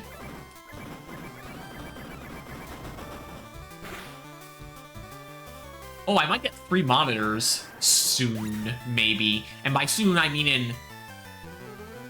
By soon, I mean in probably a couple months. But I might get 3 monitors, which means I'd have to shift...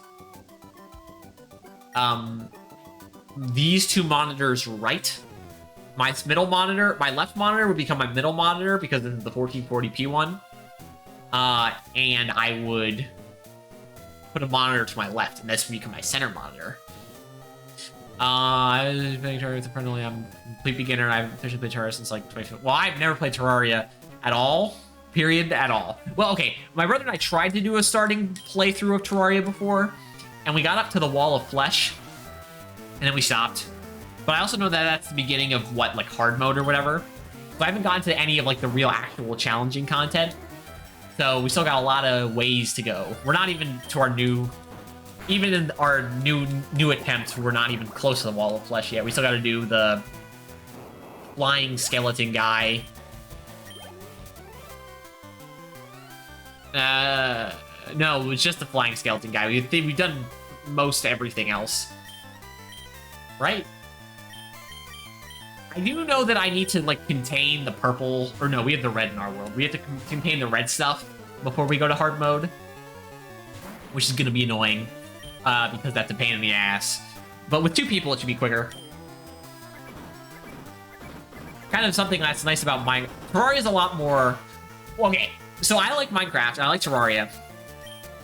The benefit... Terraria, or Minecraft is a lot more... Or a lot less objective-based. You kind of just do whatever you want. Terraria, I like for the reason that it's... You always... There's actually something you know what you have to do. It's a lot more progression-based. You always get new armor. You're getting new upgrades. It's very... I don't know. It's very what? What's the word I'm trying to look for? It feels very RPG-y, kind of. Which... It's all numbers and stuff, so it makes sense. Which is why... back before I played Terraria, I was always like just saying, oh yeah, it's 2D Minecraft. I now definitely am like, oh yeah, I understand why people would make that comparison. They're not really the same game. Sure, you can play Terraria in the same sense of Minecraft just building and creating stuff, the main purpose of Minecraft. But again, Terraria has the purpose of progression, which Minecraft doesn't really have. Not really. Sure, you got the Ender Dragon. Ooh, exciting. I've been frozen in time. Playing a new game. Well, the thing with Terraria is I'm pretty sure... my brother and I are looking stuff up as we go, because it definitely feels like one of those games where you should be. Like, we're not looking way ahead, but I do know... I'm pretty sure I know what all the bosses are. I know that the last guy's the Moon Lord. That there's all those robot bosses later on. And there's a fish who's apparently really hard.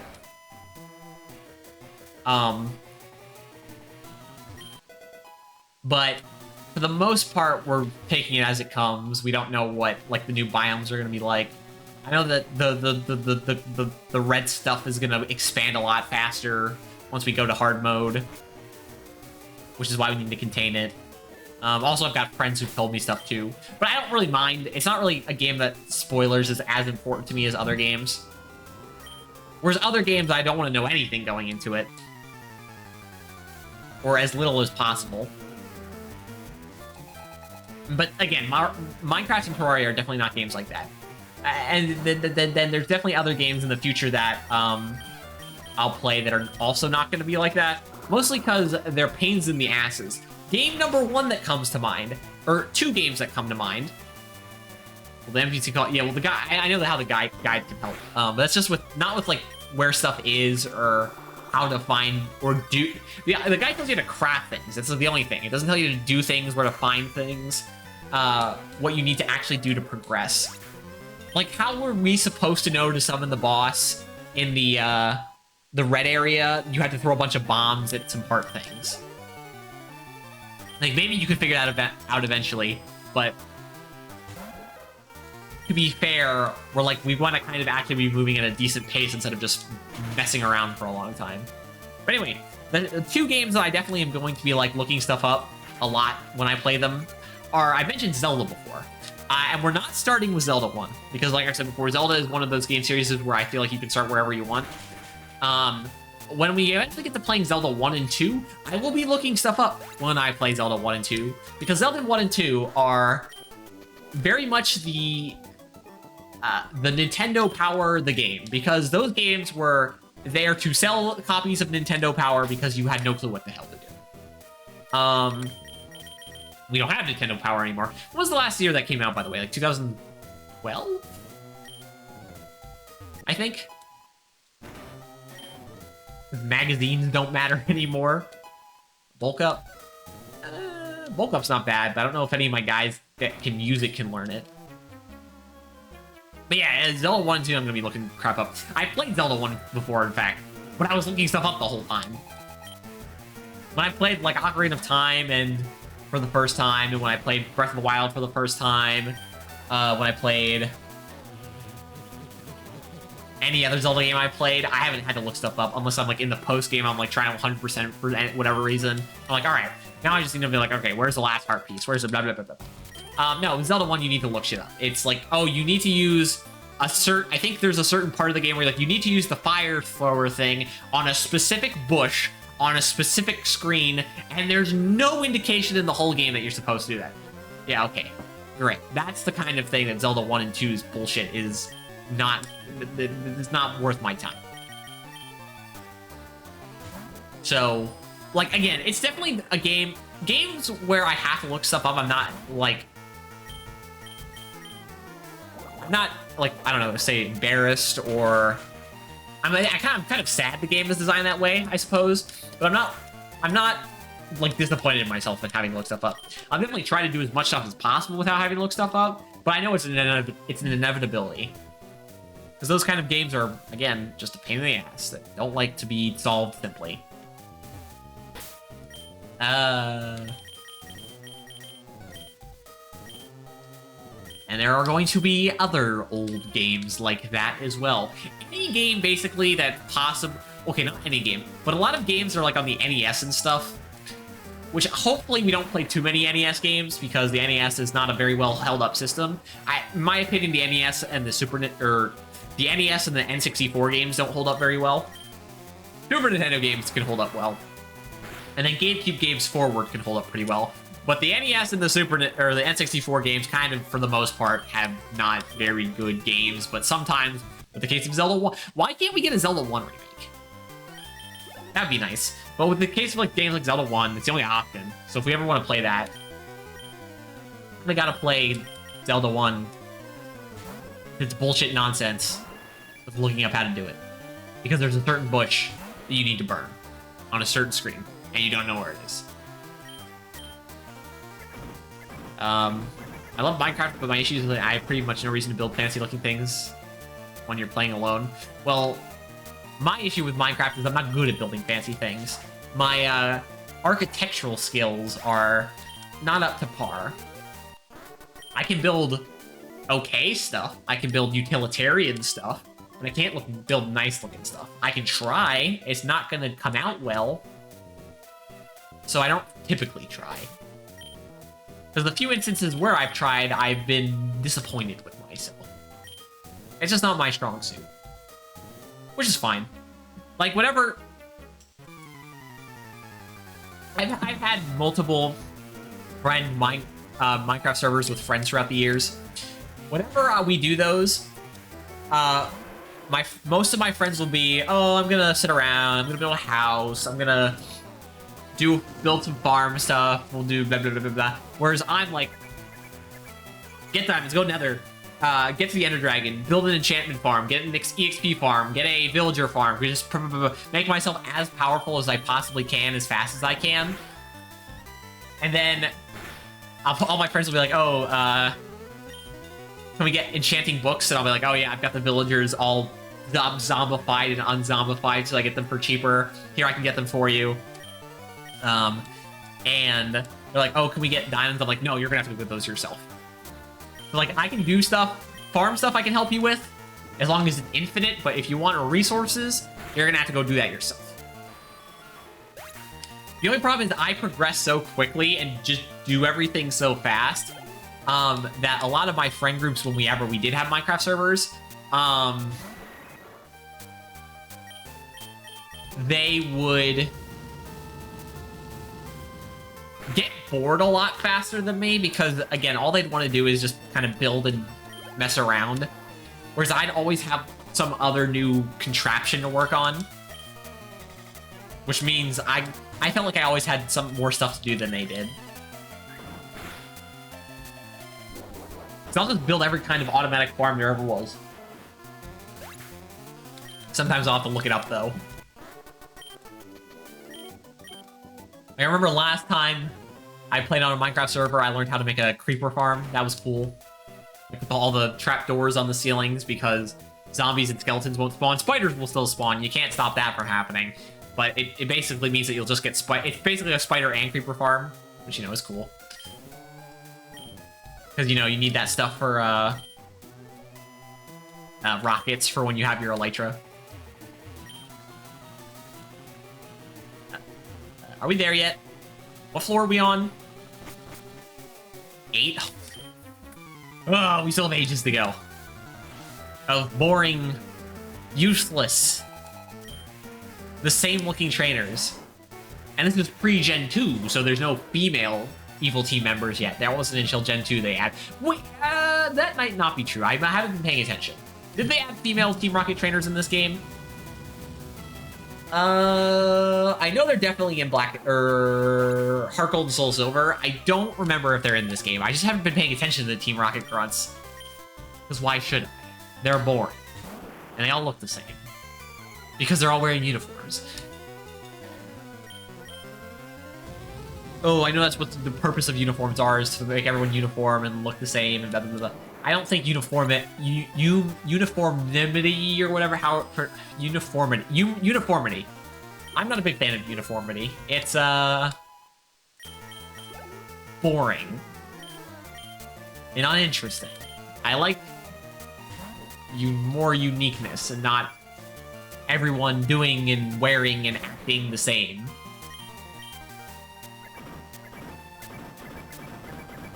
That's why I don't play the best decks of Yu-Gi-Oh! I keep bringing Yu-Gi-Oh! Up, but just, ever since I got back into Yu-Gi-Oh! It's been a lot. I think about it a lot, and then again, I play it in person. So, it's just something I've been really deep into recently, so I like to bring it up a lot. And I wish I had, besides the locals I go to, I wish I had more people to play Yu-Gi-Oh! With. My brother plays sometimes, but he doesn't know he doesn't know quite how the older cards work versus the newer cards yet. Or he doesn't know how let me rephrase that. He doesn't know how well the newer cards work yet. He's mostly used to the older cards. So I've mostly been having to, like, get him up to speed.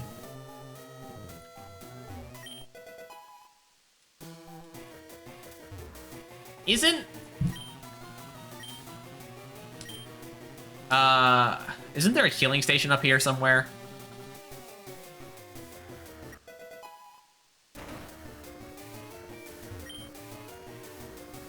Not on this floor, it isn't. I thought there was a healing station here somewhere. God, I can't remember. There's too many details.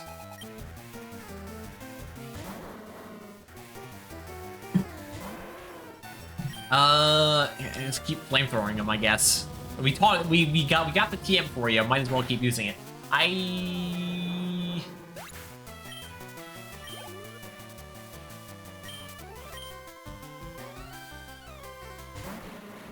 actually want to check my money because I would like to see if I have enough to get Ice Beam. And then we'll get Thunderbolt. Thunderbolt is last priority. We'll get it if we have the opportunity, but I'm not expecting it to happen. Maybe. Maybe. If we're lucky. No, okay. Okay, cool. Thanks. That was you were nice about the confusion. I haven't been status ailed in a crippling manner recently. Right, money. How much was it? We had to do that 8 times, so it cost 80,000. We have enough to get Ice Beam right now. We just use up most of our money.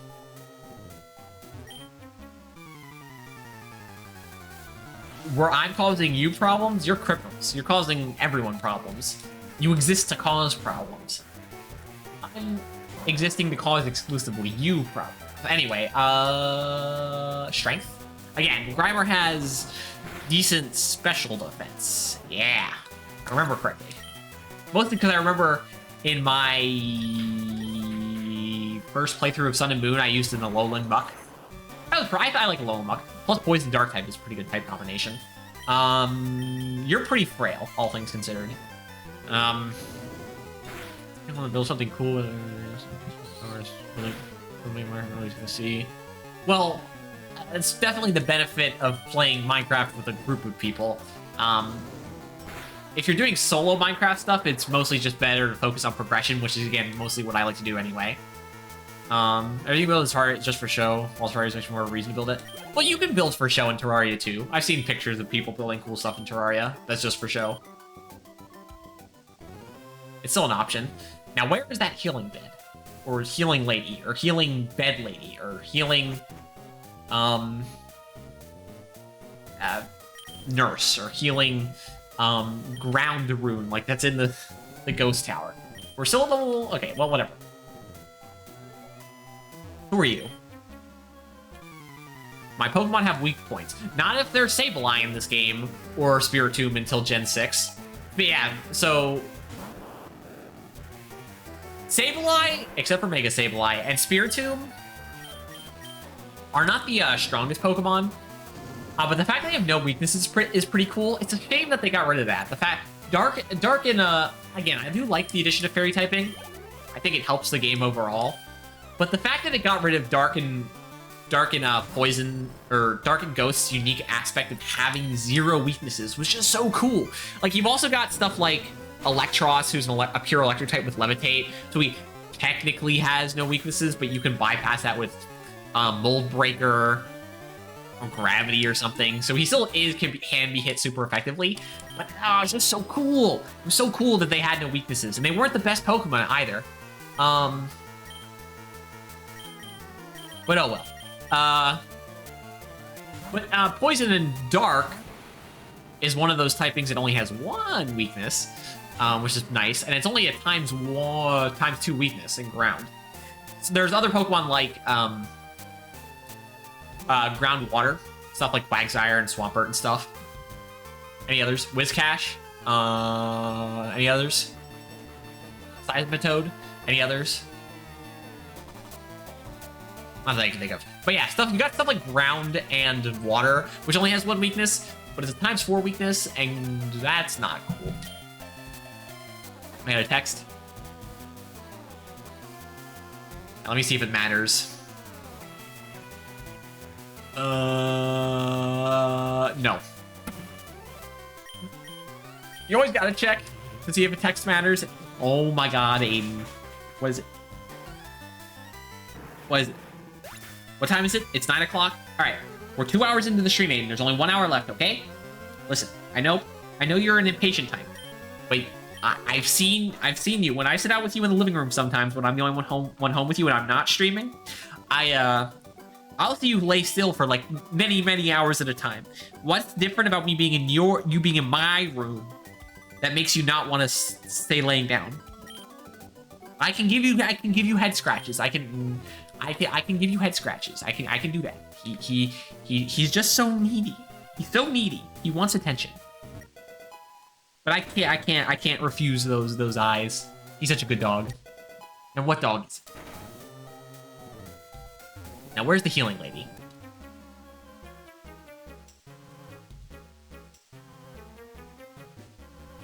Yes, I see you. Stop scratching me. It's more like poke. Still. He's doing. We taught him how to say. Most people say shake. We say paw. We would say paw, and he'll give us his hand.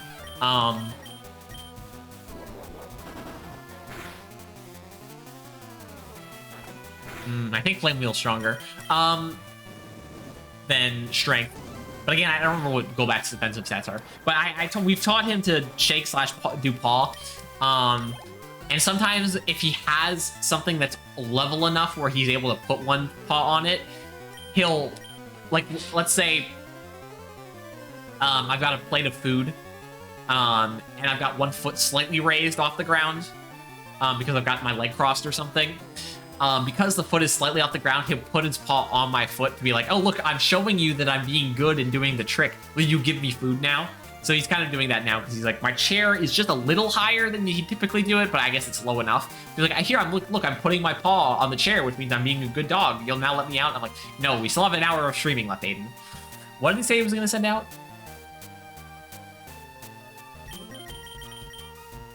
Whatever it was, we'll send out. Can you lay down, please? Drowsy? That's fine. I think. Please kill. Last time I think I used Rock Slide was on Hypno, which lived at very little health, but it was able to live nonetheless. We haven't missed a single Rock Slide yet, which is a... I don't mind building for show at all. In fact, I want to improve my Terraria building skills. I'm just saying, for me at least, I feel less reason to build to show in solo Minecraft. Well, oh, you feel less reason to build per show in solo Minecraft versus Terraria? Well, I don't really care about building for aesthetic reasons at all most of the time. And when I try, I don't think it goes well. Oh, hey, here it is. Nice. I thought she wore a green dress, the lady. Who was healing us, but whatever. But I don't know, just preference, I guess. Do you like the systems? Do you like the building systems for Terraria or Minecraft more? I prefer the building systems in Minecraft. Even though, okay. So I know in Terraria you can eventually just fly, whatever, and you get all those items that increase your build range and all that crap. Where Minecraft's a lot more limited. You gotta deal with stuff like scaffolding, which was a nice addition. And sometimes water to get to like places you need to do. But I just kind of think building in Minecraft is more interesting. Certainly there's the fact that I think 3D structures are more impressive than 2D structures. Like there's a certain aesthetic nicety to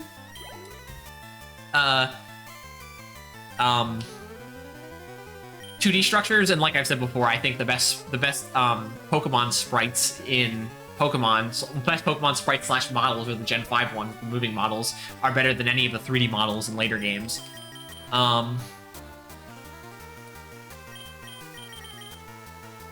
But there is something to be said about the massive, insane, stupidly, impressively complex and over-the-top Minecraft structures you'll see. I remember seeing a server, or a map, that you could download where it's a community trying to build a whole city, and they're not done yet, but they periodically release new versions of the map for you to download. And I remember downloading that one time, and I was just like, holy shit, people built this. Now, I know there's, like, commands and stuff for you to be able to do repeating things and stuff, but you still, to a certain degree, have to know what you're doing and make something that looks good and place, I assume, still a lot of stuff by hand. And there's just so much detail in each building in that map. I was like, this is insane. And there's just something about that in Minecraft where I think Terraria has good-looking stuff, but Minecraft builds can just be insane. It's just, I'm not good at them. So I'll let other people handle that task. I'm not the creative type. I'm more of the analytical type, I suppose. I consider myself pretty good at looking at something someone else has made, whether it's a informative piece, a artistic piece,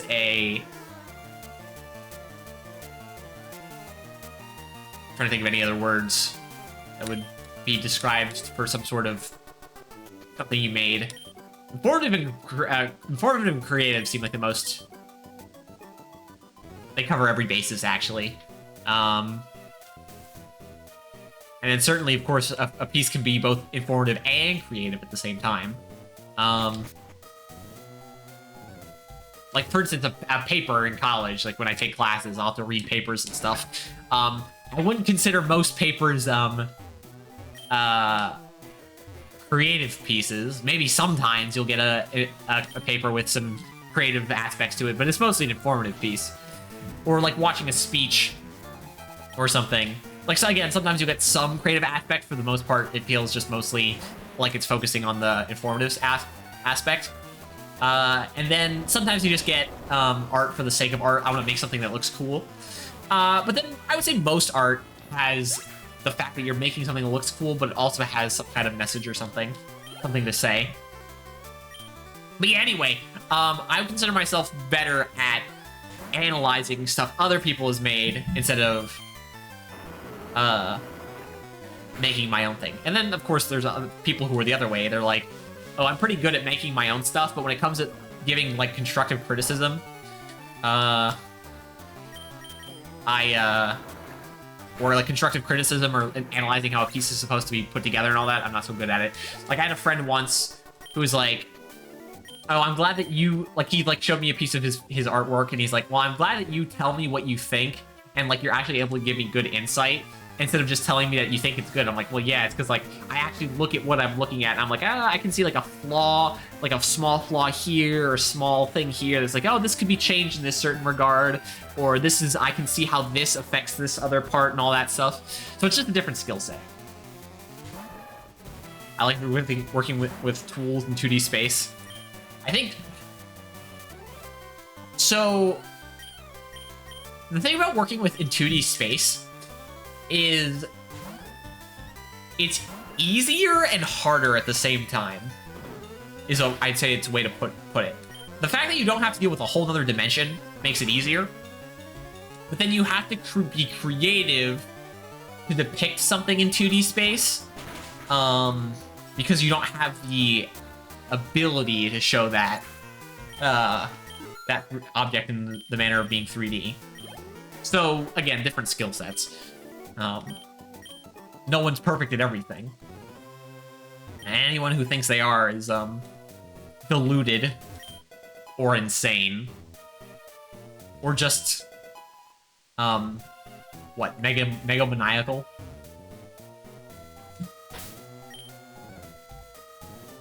Anyway, oh good, Vile Plume. Ugh.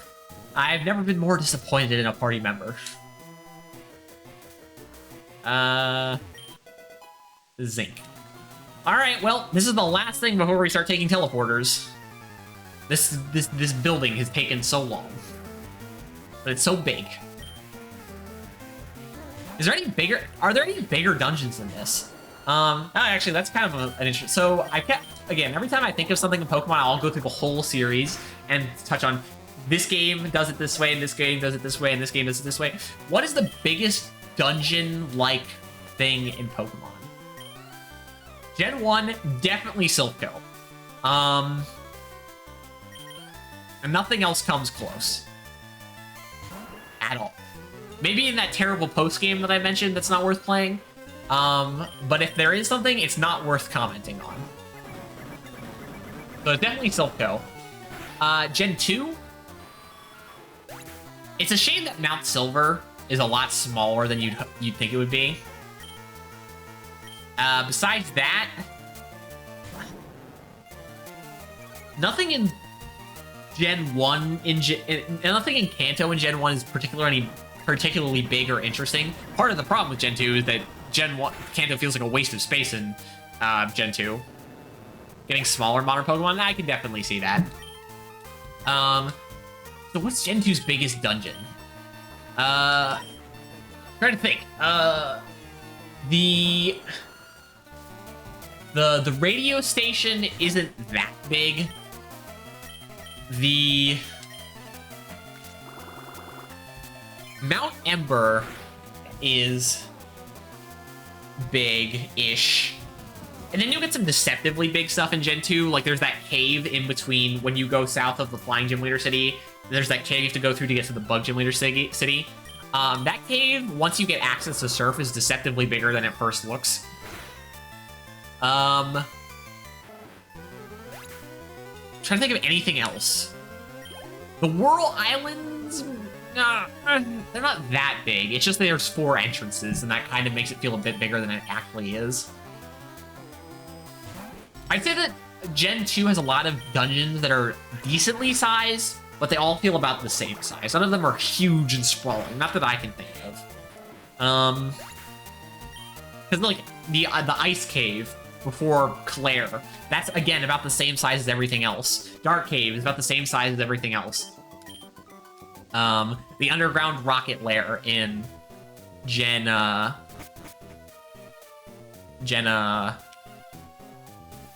2, about the same size as everything else. So Gen 2 was very consistent on its dungeon size, but none of them feel small. Except for maybe the Ruins of Alph. The Ruins of Alph feel like a waste of space. They're not very interesting at all. Gen 3 has...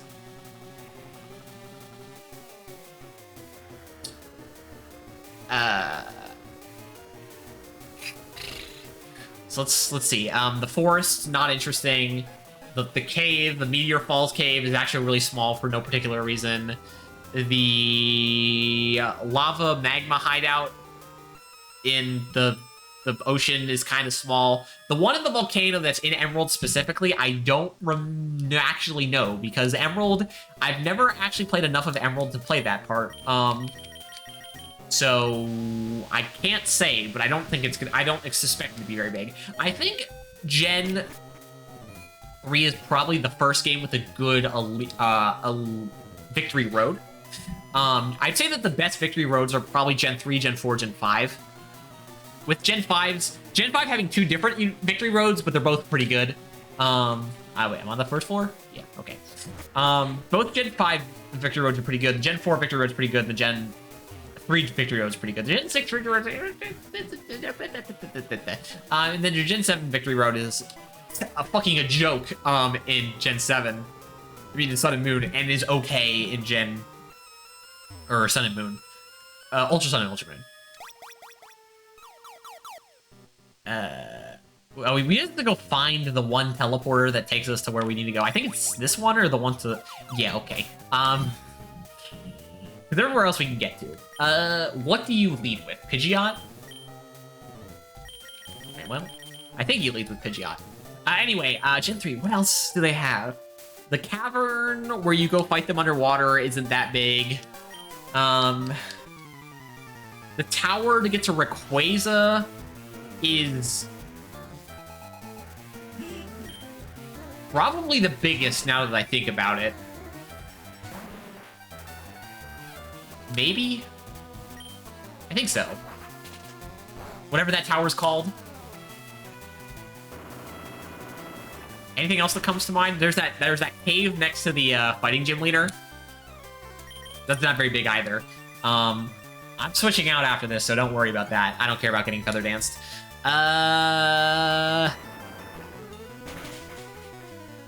There's that volcano with all the ghost types. That's also a graveyard. It's the volcano graveyard ghost type thing. Or I think it's a dormant volcano in Gen 3. It's no longer active. There's I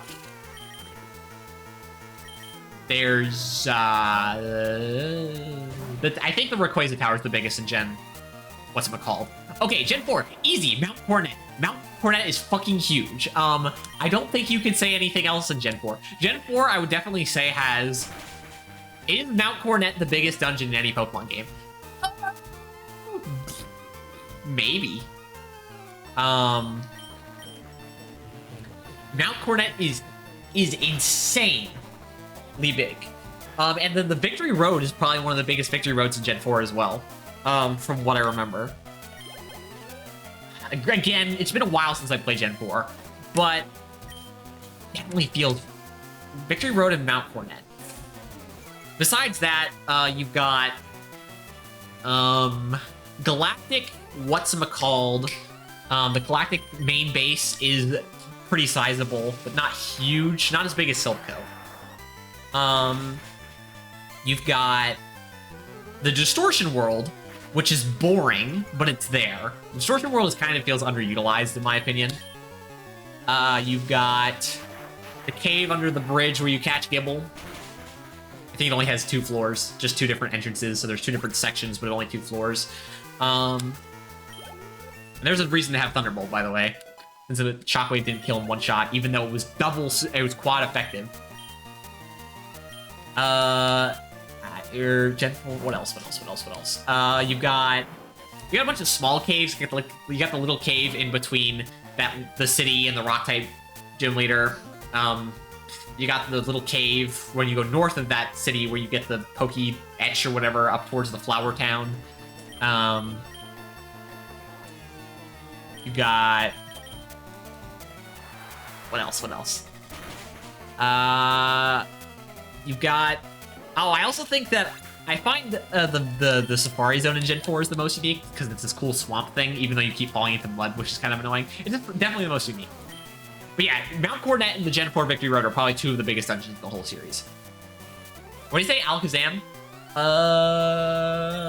Also, is that a pretty... Yeah, he's pretty physically defensively weak. Maybe his and Jolly. Maybe he has a lower speed nature. He's also raising his special attack and special defense. That's not exciting. Please kill him in 1 shot, Pidgeot. I'd appreciate it. Gen 5. So I said the 2 Victory Roads already. There's... Oh, I completely forgot until just this moment. Gen 5 does have a dungeon that gives Mount Coronet a run for its money. It's that mountain in between the Flying Gym Leader City and the Ice Gym Leader City. What's that called?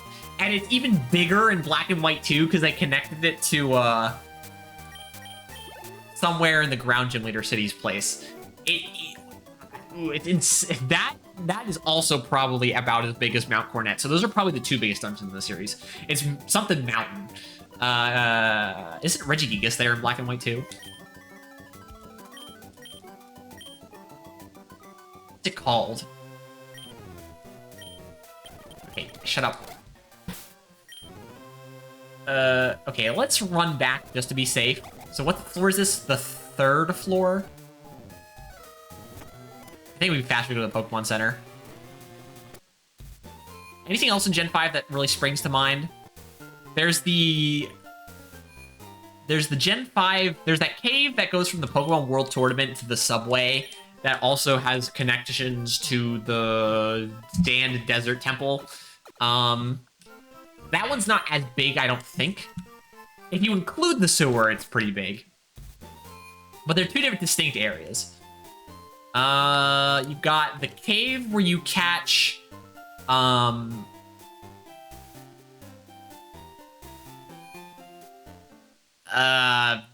It's Terrakion, Virizion, and the other one. Cobalion. You got the cave where you catch Cobalion, which I'm also pretty sure is connected to that big, really big mountain for some reason in Black and White 2. That one's kind of small though. You got the Plasma Frigate is respectable, but not but not anything special. Yeah, you have Lapras. I don't care. You've got...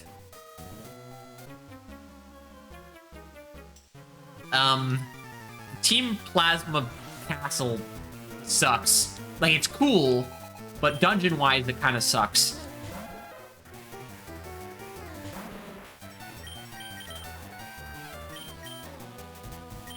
Alright, we're not running back again. So we'll just heal off whatever damage we take here. Unless we take almost no damage at all, which I can see that happening. Anything else? The crater where you fight Kirim.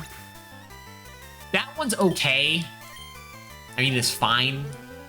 A little better in Black and White 2, obviously.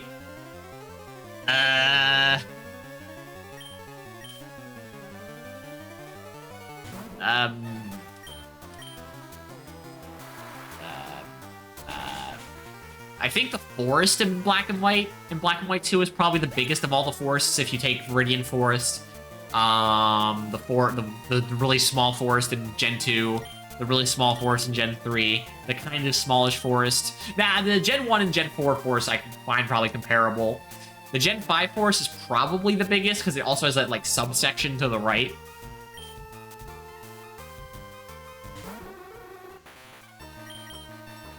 I think so.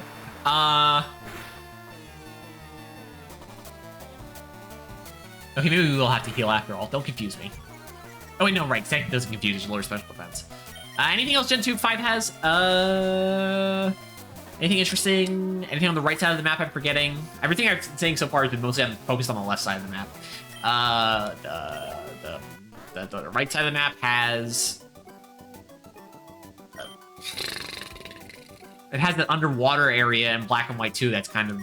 I don't remember if it has anything of interest. Because I don't remember really what it does. I guess the right side of the Black and White 2 isn't as interesting as the left side. It's still pretty good, but... not as good. Yeah, I guess so. I guess the left side of the map is better. Actually, let's put Vileplume up front. Please do not send out Nidoking or Queen or any of the poison types, because Vileplume can actually deal with any of your rock ground type guys. Send out like Rhydon first. Damn it! And this is why we should have led with Flash. Just in case. Oh, but he's not a ground type yet. Alright, Gen 6. Does Gen 6 have anything of note? Dungeon-wise. No. Both Team Flare bases suck. The dungeon at the end of the place where you have to ride the Rhyhorn sucks. The power plant sucks. The place where you find Zygarde sucks. The place where you find Mewtwo, I'm pretty sure, is one room. It's been a while though since I played that.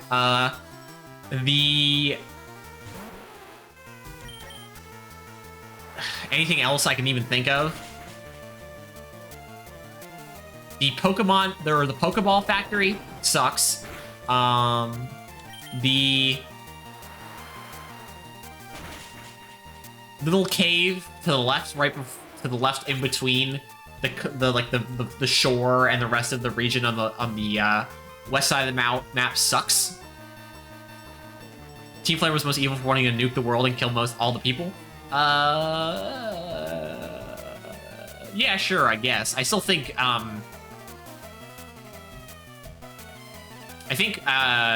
what's his face? That's probably the most evil thing that any team wanted to do. But I think the most evil leader was, what's his face? Team Plasma guy. How am I forgetting his name? I'm thinking Gladion for some reason, but that's the guy from Gen 7 who's edgy and all that. No, Geistis. Right, they both start with a G. I think that Geistis is the most evil leader, because even though Lysander is an idiot and stupid, you can at least see where he's coming from. Kind of. In the mildest form. Geistis is completely absolutely just evil, and he loves it. He just hates people, and he wants to rule them all. And he has no regard for anyone else in the world. And I would definitely say Lysander is the most evil person, because it's shown that Giovanni has at least feelings for his son. He cares for his son, even though he was a bad example earlier in the life. The Aqua and Magma admins have cares of certain kinds. Cyrus wants a deluded utopia, but he does, again, he wants people to be like safe and content. He just doesn't like emotions. So again, deluded, but at least he wants people to be, he wants control, but he doesn't seem like he hates people. He has no emotion is his problem. And then Lysander, like I said, he just wants like a perfect world or whatever, and he thinks a lot of people are unperfect. So again, you can kind of see where he's coming from a villain standpoint. And then what's her name? The one from Sun and Moon, Lusamine. She has like a mental disorder after she got divorced. So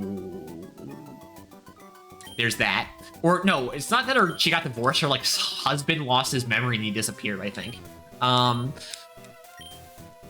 So scratch that thought. But again, Geistis just hates people. He just hates them.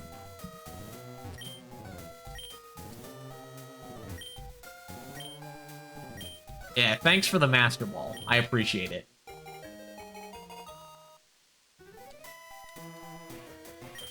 Yes, okay, cool.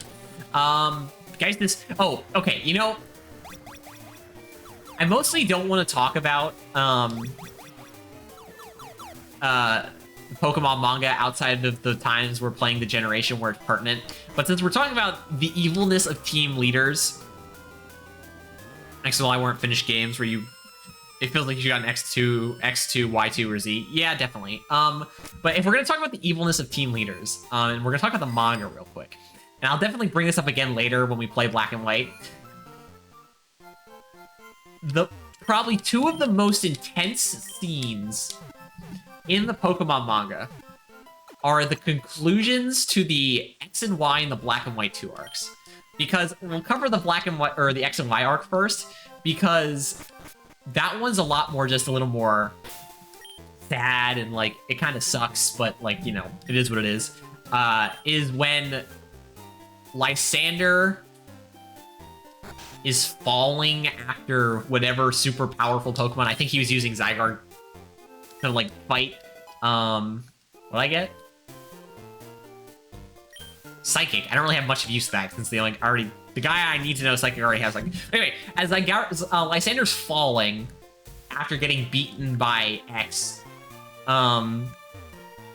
and the Fire Elite Four lady who's like hinted to be part of Team Flare in the games, but she's actually part of Team Flare in the manga. She jumps after him, and they both fall on sharp rocks, and their skulls break open, and they're dead. Now, you don't actually see their head split open, but you see a blood splatter underneath them, and they're both dead lying on the ground. So that scene's certainly something. Again, the manga is really cool because they just show some weird stuff. But the most intense scene by far is at the end of the Black and White 2 manga, where the entire duration of the Black and White 2 arcs, Geistis has been very serene, very calm. He's been smiling the whole time. He has never not been smiling, and he always looks nice and calm, kind of like an elderly grandfather figure, even once you know that he just wants to rule the world. There's the scene where he's like falling from the frigate while I think it's flying in the air. And he gets caught by N. Because obviously, like, N was raised as Geistis' father, right? Or N was raised as Geistis' son, right?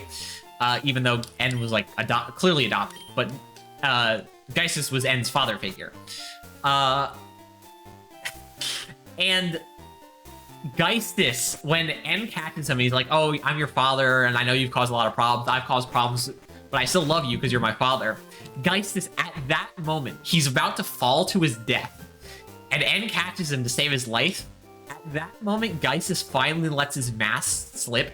He looks insanely hateful, and then he starts trying to bludgeon N to death while N is trying to hold him up from falling to his death, basically spewing out the most hateful stuff you can say.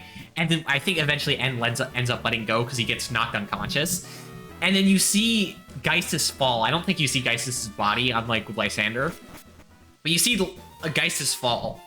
And N is lying there bloodied, battered on the ground after trying to save his father. And I'm like, holy shit, this is in the Pokemon manga. How do you... That was the moment in the Pokemon manga where I was like, A, first of all, Geistis is the most evil piece of shit in the world. And B, this was in a Pokemon manga. What? How? Again, there's probably censored in the, there's probably a censored version of that. I think I read the Black and White 2 manga uncensored. But that was in the manga. Like, it's certainly powerful. I think showing a scene like that is kind of actually a good thing because it shows like certain things, like things not to do, right? But like, holy shit, I was not expecting it. I was not expecting it. It was the Lysander thing is like certainly shocking, and you aren't expecting it. And then certain things, like I mentioned before, like the whole green censorship thing.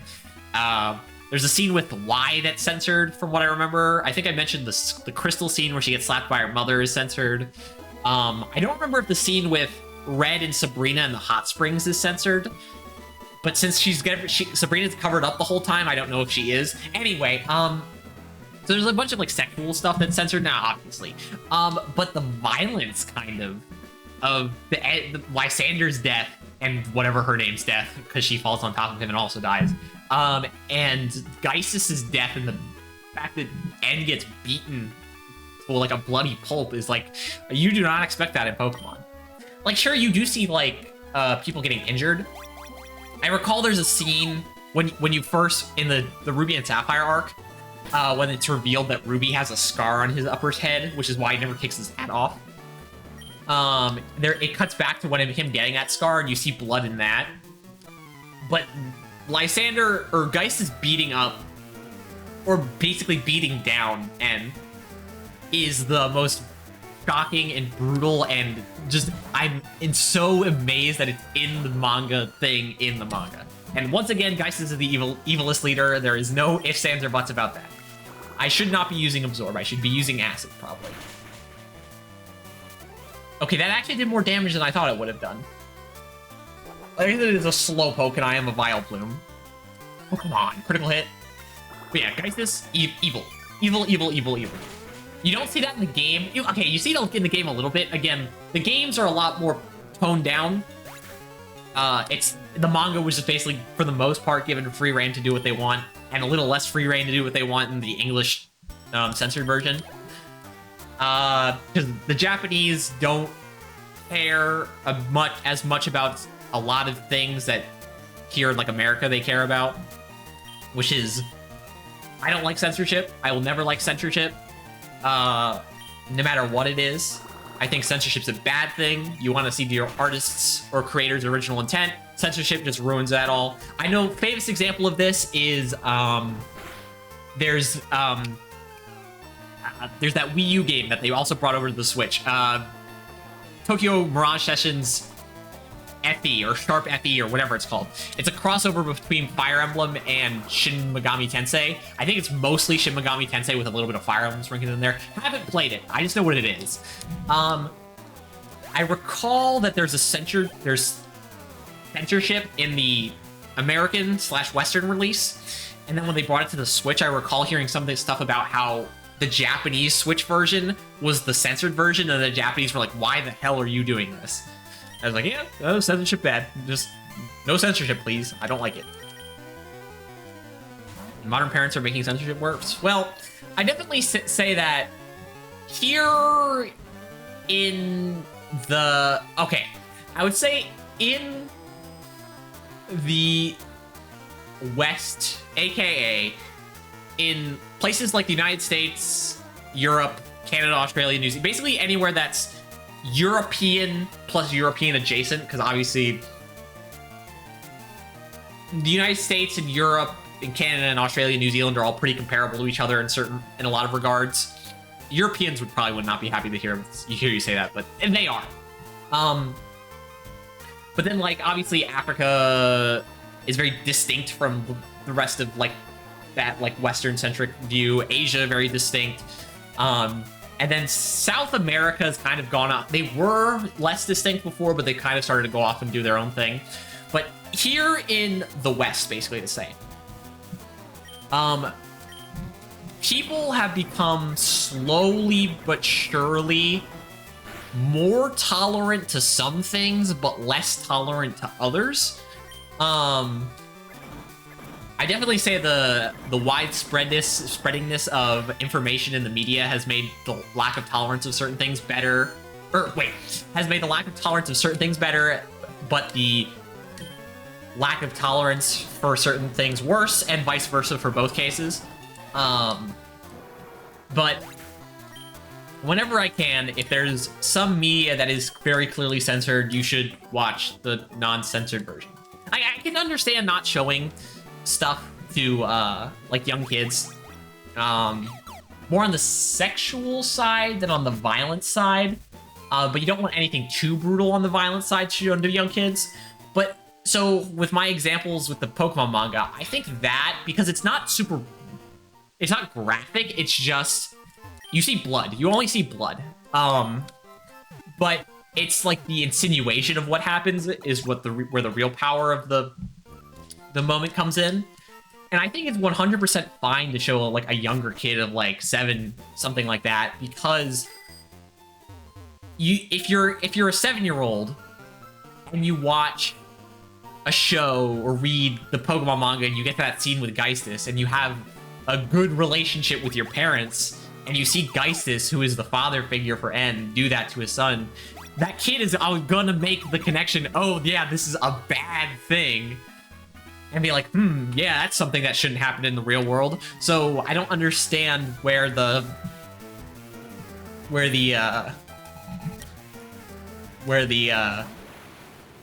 censorship is a good thing. The only thing I can see the only insane situation where that person could read that scene, and then say, ooh, I'm sympathetic to Geistis, is some insane parent. But what insane parent is going to be reading the Pokemon manga? So I don't know. So I'm always of the opinion kids, if given the opportunity, especially younger, can handle a lot more than what people will think can be thrown at them. Obviously, you can't make that decision for kids that aren't your own, so like don't try to undermine other people's parents and such. But I definitely think kids should be given more of a chance than they are given. Weird parenting talk, though, you know? Talk about the Pokemon manga, and then you're talking about censorship, and then you're talking about the relationship between a parent and a child. Hey, that's... Real quick, the fact that the Pokemon manga has this really intense scene in it makes that discussion a discussion that can happen in relation to Pokemon. It's weird, strange. You wouldn't expect Pokemon to have that, but it's certainly kind of cool that you can have that discussion in relation to Pokemon. Pokemon's not gonna pull its punches in the manga, at the very least. Oh man, I can't wait to read the Sword and Shield manga. I don't know if it's done yet, because again, I haven't read any of these. I don't read any of the Pokemon manga unless they're done. And even though I have no interest, I'm not excited in playing the Sword and Shield games, I will definitely read the manga. I've not read a bad thing of Pokemon Adventures so far, so I'm looking forward to it. Kadabra, yeah, okay, sure, whatever. Actually, use Strength, please. This should do more damage, right? You are very physically frail. Cool. One advantage. Sabrina, I think, has an Alakazam. Just send out Golem or Pidgeot or maybe Arcanine. Probably Golem or Pidgeotto since they get stabbed. And then just use a physical attacker, and Alakazam should crumble. That's not... Wait, is this where I wanted to go? I hate this gym. This gym is probably... It's not the worst. You can eventually figure out where you gotta go through process of elimination. It's not like... It's not like, what's it called? It's not like, not like the, Electric Gym Leader, where you have no clue where the fuck you're supposed to go, or what you're, you don't, some people don't even know what you're supposed to do in that gym, but then there's also the fact that you could just get unlucky. Actually, okay, here's another topic of conversation in relation to the Pokemon games. What is the best designed gym? Is the best designed gym just a basic generic gym where you fight a couple trainers and then you get to fight the gym leader? Like the Rock Type Gym Leader, basically any first gym. The first gym in Gen 1, Gen 2, Gen 3, Gen 4, Gen 5, blah, blah, blah. Any first gym. Are there any unique first gen gym? Gen 1s? No. 2? No. 3? No. 4? No. 5? 5 is the first against, like, Cress. Other 2 is the first one to kind of have something going on in the first gym besides just trainers.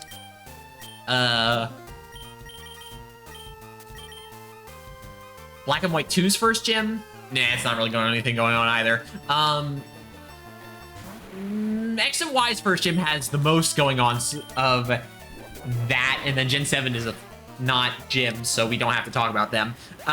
So yeah, Gen 6 has the best first generation gym, I'll tell you that. First gym. Yeah. Second gyms have stuff going on, but not always good stuff. What else?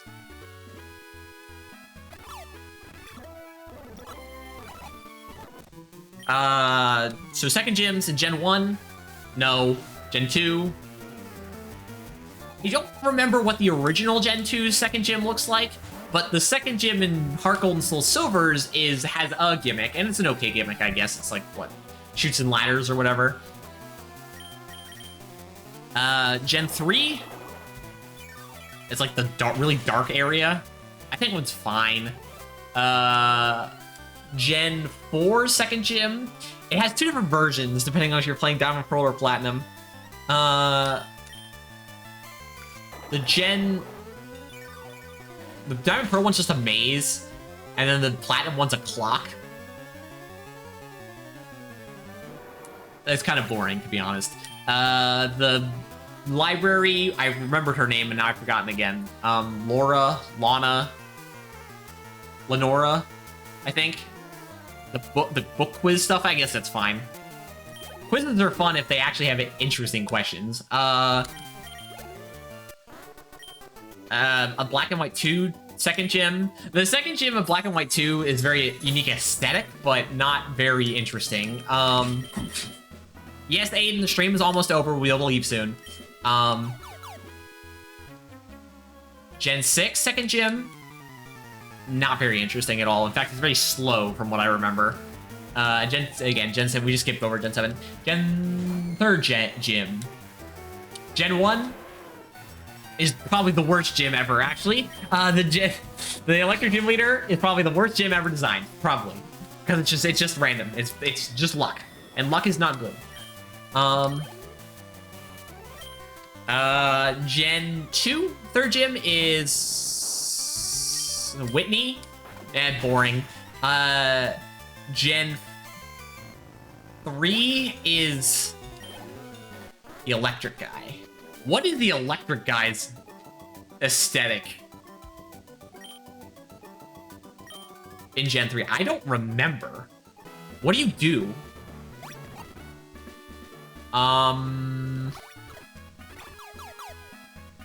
I guess we might as well run back and heal our Pokemon real quick, since we got out. We're free! We're free of the stupid teleportation maze. Yeah, I don't remember what... Watson, that's what his name is. What is Watson's gym again? I don't remember. You haven't had a dark gym, right? No, I mean, the fighting gym leader in Gen 3, his gym is dark. Like, all the lights are turned off or something. That's what I meant. And we did get a dark gym. You know, so I know there's a dark gym leader in Sword and Shield, which is stupid. I kind of like the idea that there had never been a dark gym leader before because it's like the evil type, and they don't want the gym leaders there to be an evil type gym leader. So it was okay for the Elite Four to have it, and then they ruined that in Sword and Shield. It's just this cool little like idea, but whatever. So what was I talking about? Third gyms. So Gen 3. Third gym, I don't remember even what that gym is. Fourth gen, it's the fighting girl. Or the ghost. We'll pretend the ghost girl's the fifth gym leader. Mylene, it's one of those two, I think.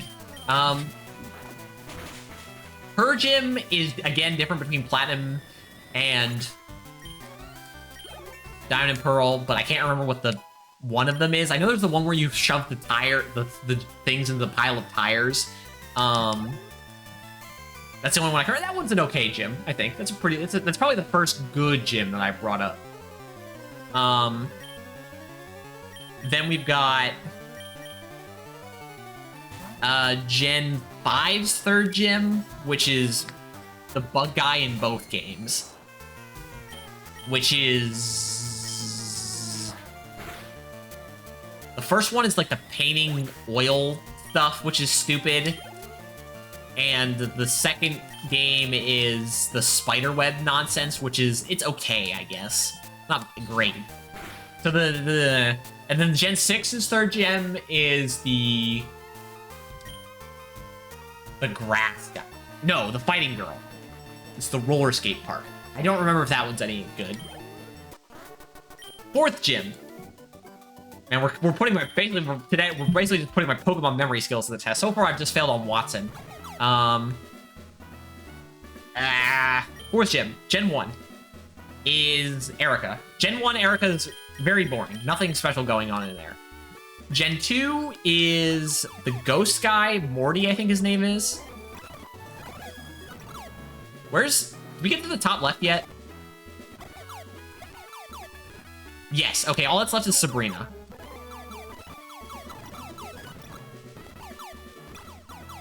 I think it's...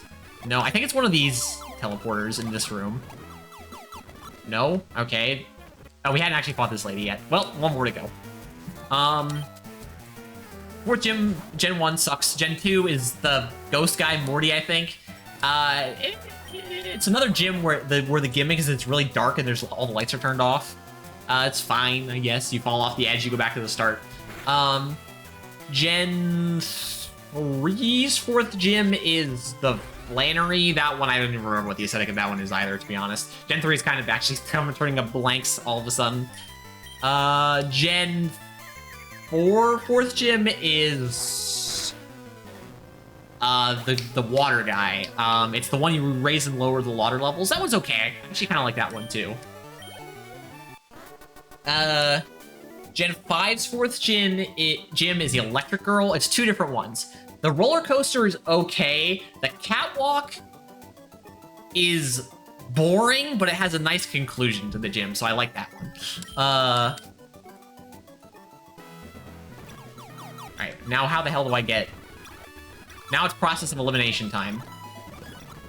Oh, wait, actually, bottom right, left might have the answer.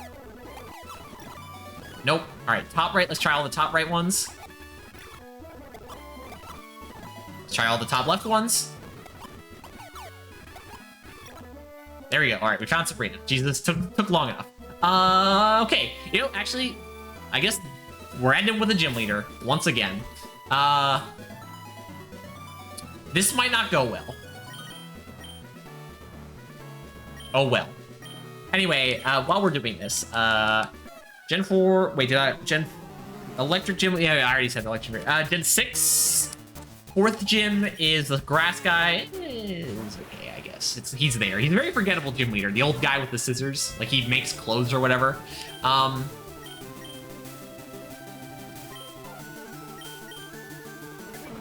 He's there.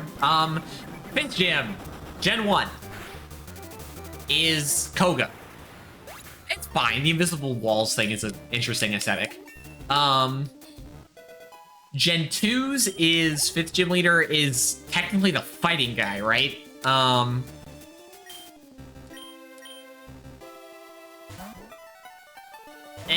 It's not that interesting.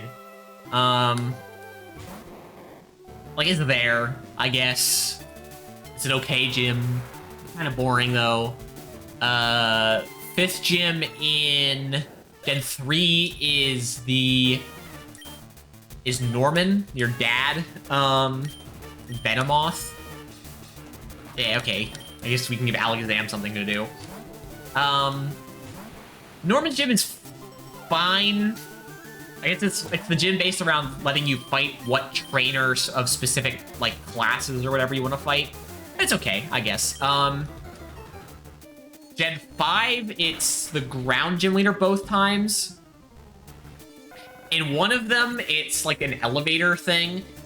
And then the other one's another kind of elevator thing. It's okay. I think they're both, like, interesting. I think they're both dark. One of them's dark. Like, 'cause all the lights are turned off and you slowly turn all the lights on. And the other ones, you just go up and down a bunch of elevators. Alakazam. All right, we need to hit him with the hardest hitting. Who has better special defense? Last HP. All right, well, Pidgeot has 1 less point of HP, but has way higher special defense. Wait, actually, what's your special defense? It's not what I meant to do. What level is your Alakazam? 40. Oh, okay, it's actually not that much higher. Anyway, are we on the 5th gym leader? Yeah. Oh, we just one-shot it. Nice. Gen 6, 5th gym leader is the electric guy who's with the Ash in the anime. That I know that for some reason. Who has the little sister also. Isn't his like a quiz show? What TM? Wait, I already have the Psychic TM. What do you give me? Calm Mind? Okay, yeah, fair enough. How do I get out of here again? Here, right? Oh, okay, nice. And then let's finish this up real quick. Gen 6 gym leader. Gen 1 is Sabrina. It's not great. Kind of annoying, but it's there. Gen 2 is Jasmine. Boring. Very boring, in fact. We still got a little time left on stream. We can keep going. Next is Water Route. Oh boy, my favorite.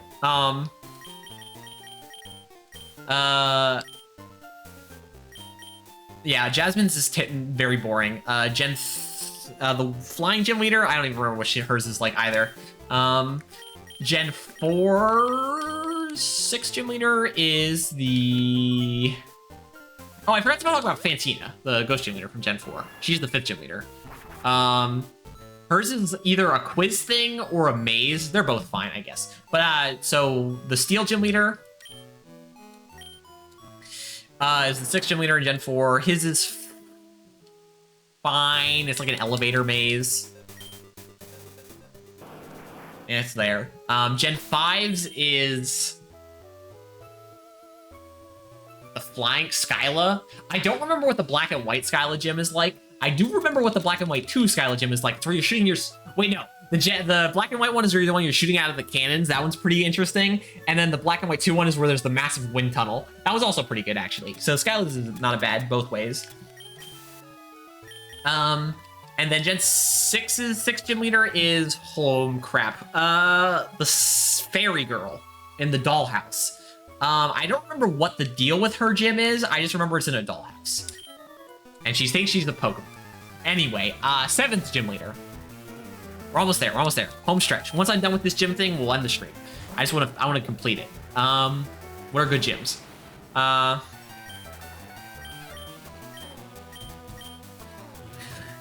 6th gym leader, or 7th gym leader Gen 1 is... What's his name? The fire guy? It's another quiz show thing. I guess it's okay. The guy... Gen 2 7th gym is Prices. It's an ice sliding puzzle. Never great. but his is pretty easy and okay. Is there anyone else we want to be giving this experience? I was going to say, is Vileplume not one of the guys we want to level up? And you know what? We're going to give Vileplume the experience anyway, because Vileplume's a pain in the ass. Gen 3's 7th gym leader is Tate and Liza. I honestly don't remember what their gym is. Man, wow. For some reason, I cannot remember any of the Gen 3 gym aesthetics. I don't know why. I just can't. Gen 4's 7th gym leader is Candace. I remember her name. Candace has the ice in the name, and she's an ice gym leader. Hers is the worst sliding ice puzzle of all time. I remember that gym absolutely fucking sucking. Gen 5's 7th gym leader is... My back is different depending on which game it is. The Black and White 2's is the ice guy. Another ice sliding puzzle, go figure. Why do they always put ice as the second to last gym, with one exception? The ice sliding puzzle. His is fine, I think. Ricine. Yeah, Ricene's gym is fine. And then in Black and White 2, it's the Dragon Gym Leader, where you're riding the giant statue. That one's okay. Not very interesting, but it's okay. And then in Gen 6, the 7th gym leader is the Psychic Lady, where you're walking around the planet, but that's all I can really remember about it. It's not super interesting. And finally, the last gym leader, the 8th gym leader, the ultimate, the final gym leader before you fight the Elite Four. Should have the best one in each game, right? In this game, no, it's kind of boring. In Gen 2, you know, I actually kind of like Claire's gym. I think it has a cool thing going on with the moving platforms in the lava. Gen 3's last gym leader, Wallace and the other guy who's in Emerald. I don't remember. God, I can't remember any of the Gen 3 aesthetics or what they are supposed to do. It's something, all right. I don't remember. So if it's not memorable, I'm not saying anything about it. Gen 4's last gym leader, Volkner. It's like all those spinning gears and stuff. It's okay. Gen 5's last gym leader, in Black and White 1, it's the Dragon Gym Leader. I don't remember what the Dragon Gym is like in Black and White 1. And then Black and White 2, it's the Water Guy, who has the lily pads. And it's okay, I guess. It's there. And then in X and Y, it's the Ice Dude. The only ice guy who's not a 7th gym leader. Amazing. And his gym is actually pretty good. I like it. It's like those big rotating squares that have different passageways on different sections of the squares. I like that one. So what's the best gym? I don't know. I forgot because I went through the whole thing, and now I've just talked about 1 to 7 games worth of gyms, with each game having 8 gym leaders, and I don't remember any of them in the middle or even from the beginning. So if you want to go back and look on the YouTube video, you can, because whatever I want to praise the most highly, that's my favorite gym. I don't remember.